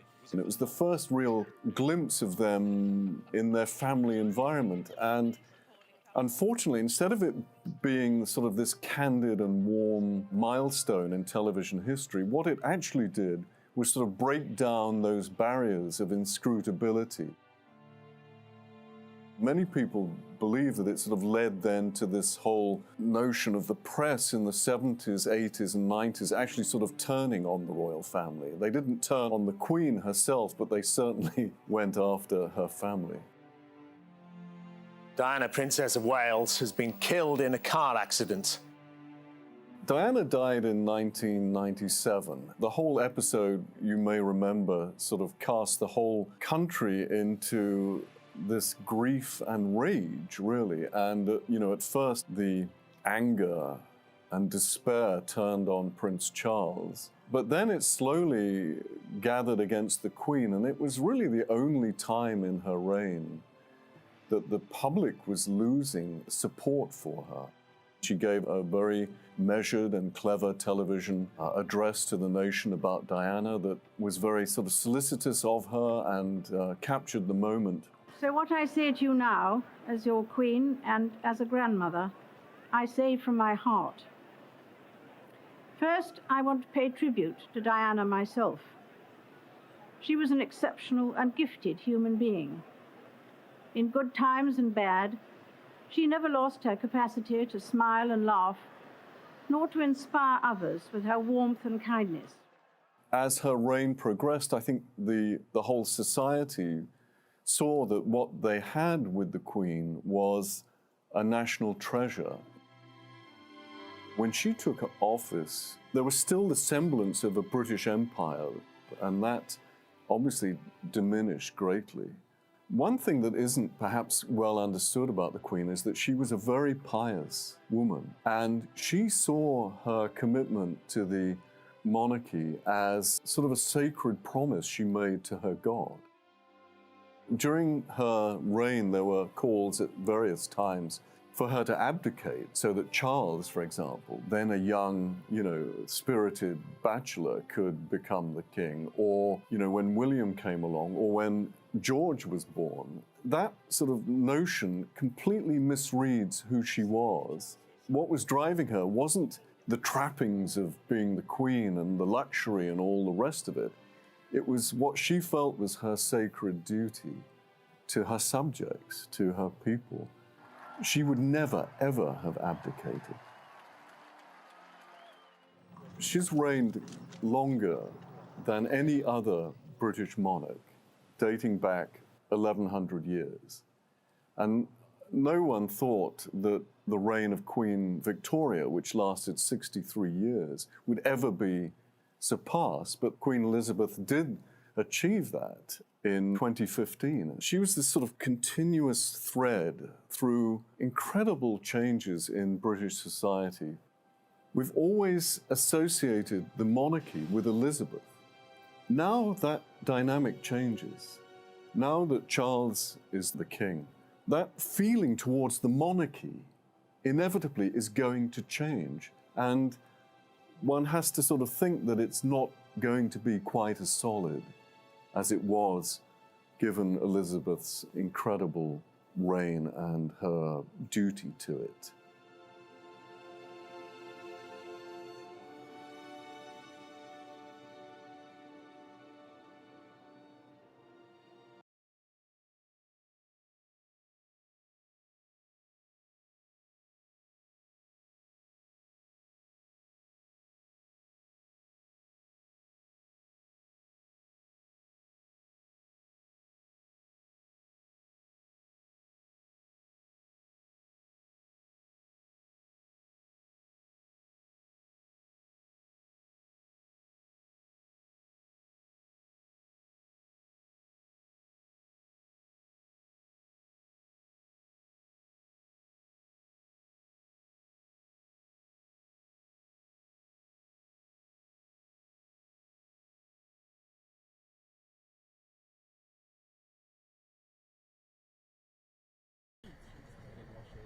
You do it really well. If you slow it down, your brain can keep it.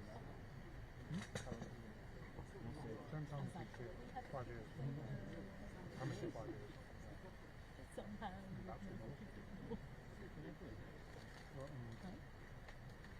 Look at Mary Hill. Above everyone. Northwest.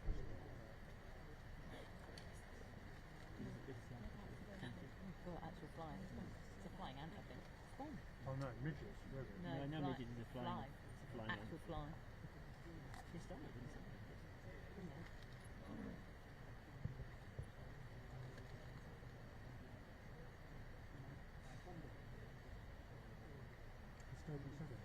Yeah, we've done the sturgeon, yeah. Oh, I have. Kathy did it. Something is going to happen here because when Harry arrives. Yeah, we should do So alert. yeah, that will happen. If we're staying in a. Are we? I don't think we are. I think we're going to 8, aren't we? No. No, that was if nothing happens. We've got another hour. He'll get here.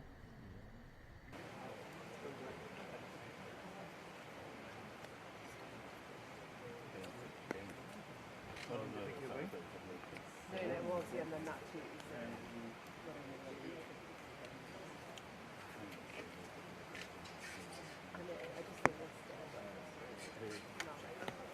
Harry's coming.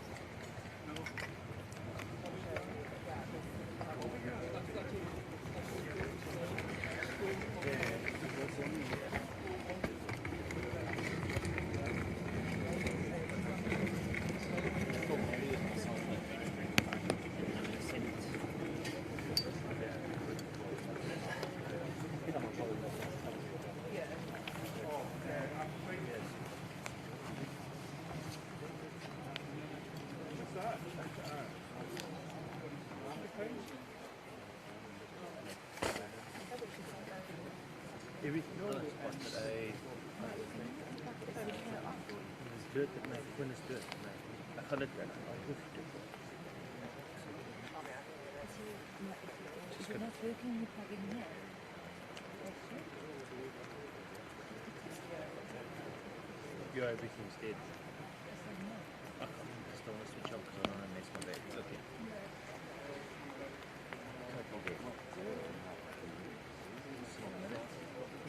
Oh, it's a little bit.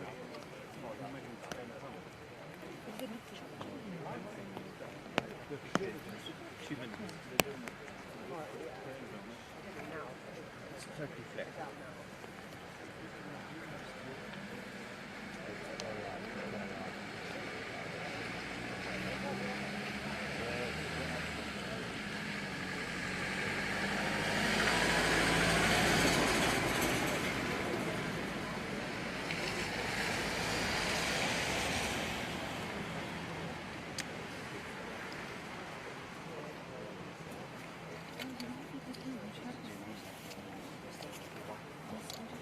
You look what?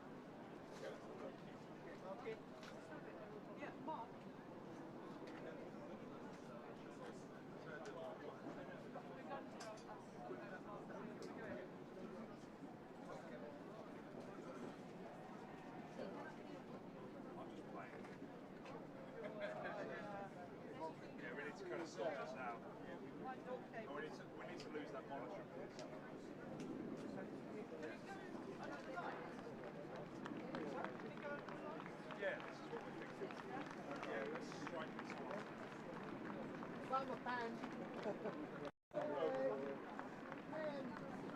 Got your holiday in England back?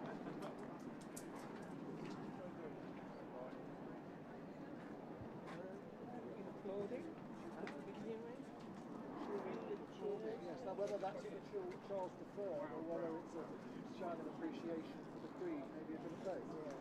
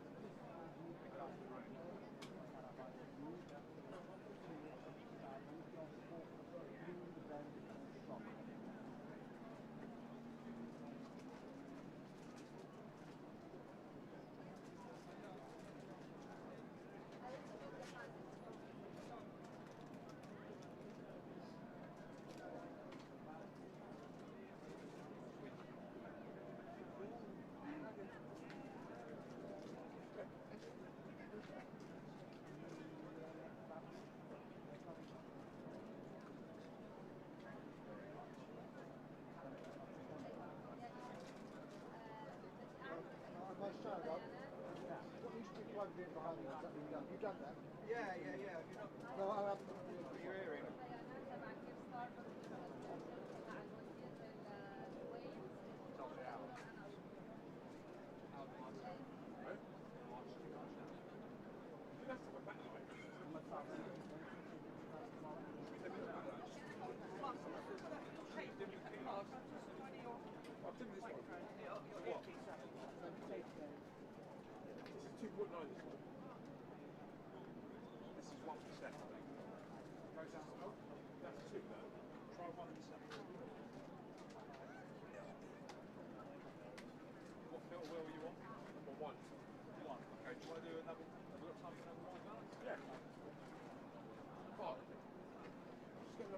Yeah, sorry.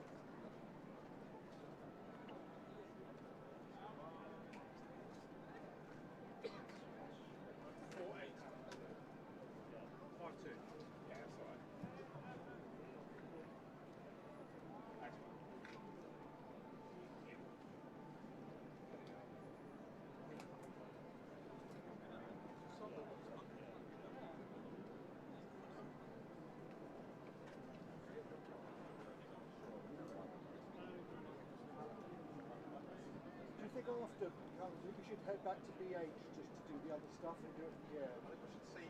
I think you might be watching on the 10 live. All right. So I think we're stuck here. Right. No, that's not afraid. I'm just finding a place to sit down and write. I think we've got a radio card. So. Oh, have they? Yeah. Yeah. We've got loads more.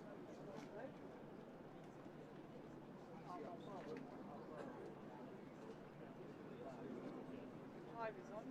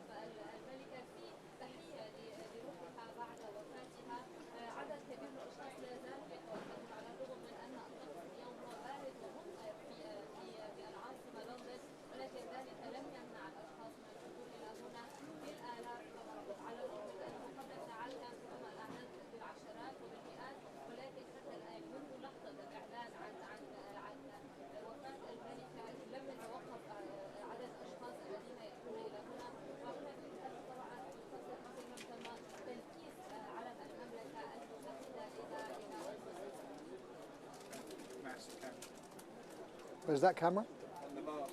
Oh, is it? I was trying to work it out. Oh, we need to be pointing in the right direction.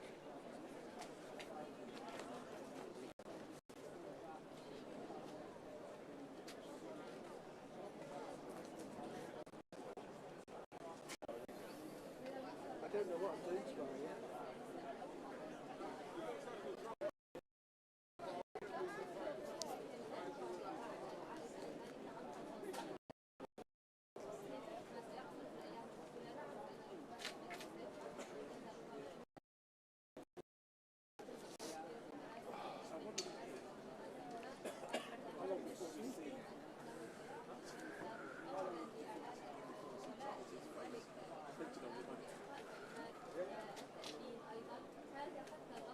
I'm heading back to MUH because it was supposed to be a quick reduction, which never happened, and it's now in the 11:30. So good to meet you guys. Thank you for Thank you. around. Yeah. Take care. Thank you, Sam.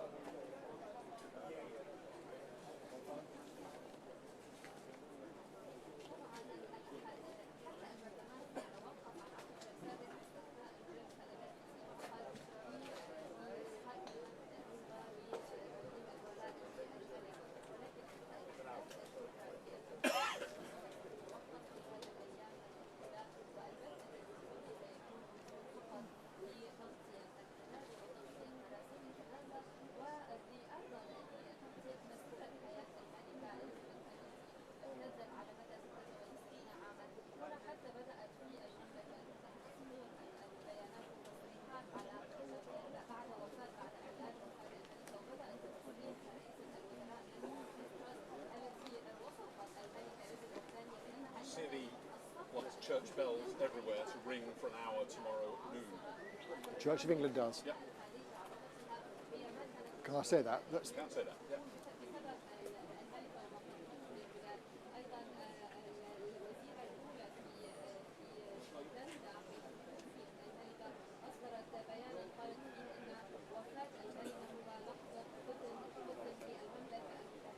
An hour, did you say?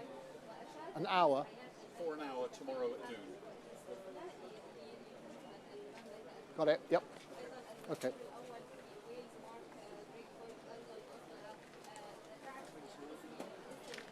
Yes, I've just been told actually that the Church of England has said that all church bells, they would like all church bells to ring at noon tomorrow for an hour.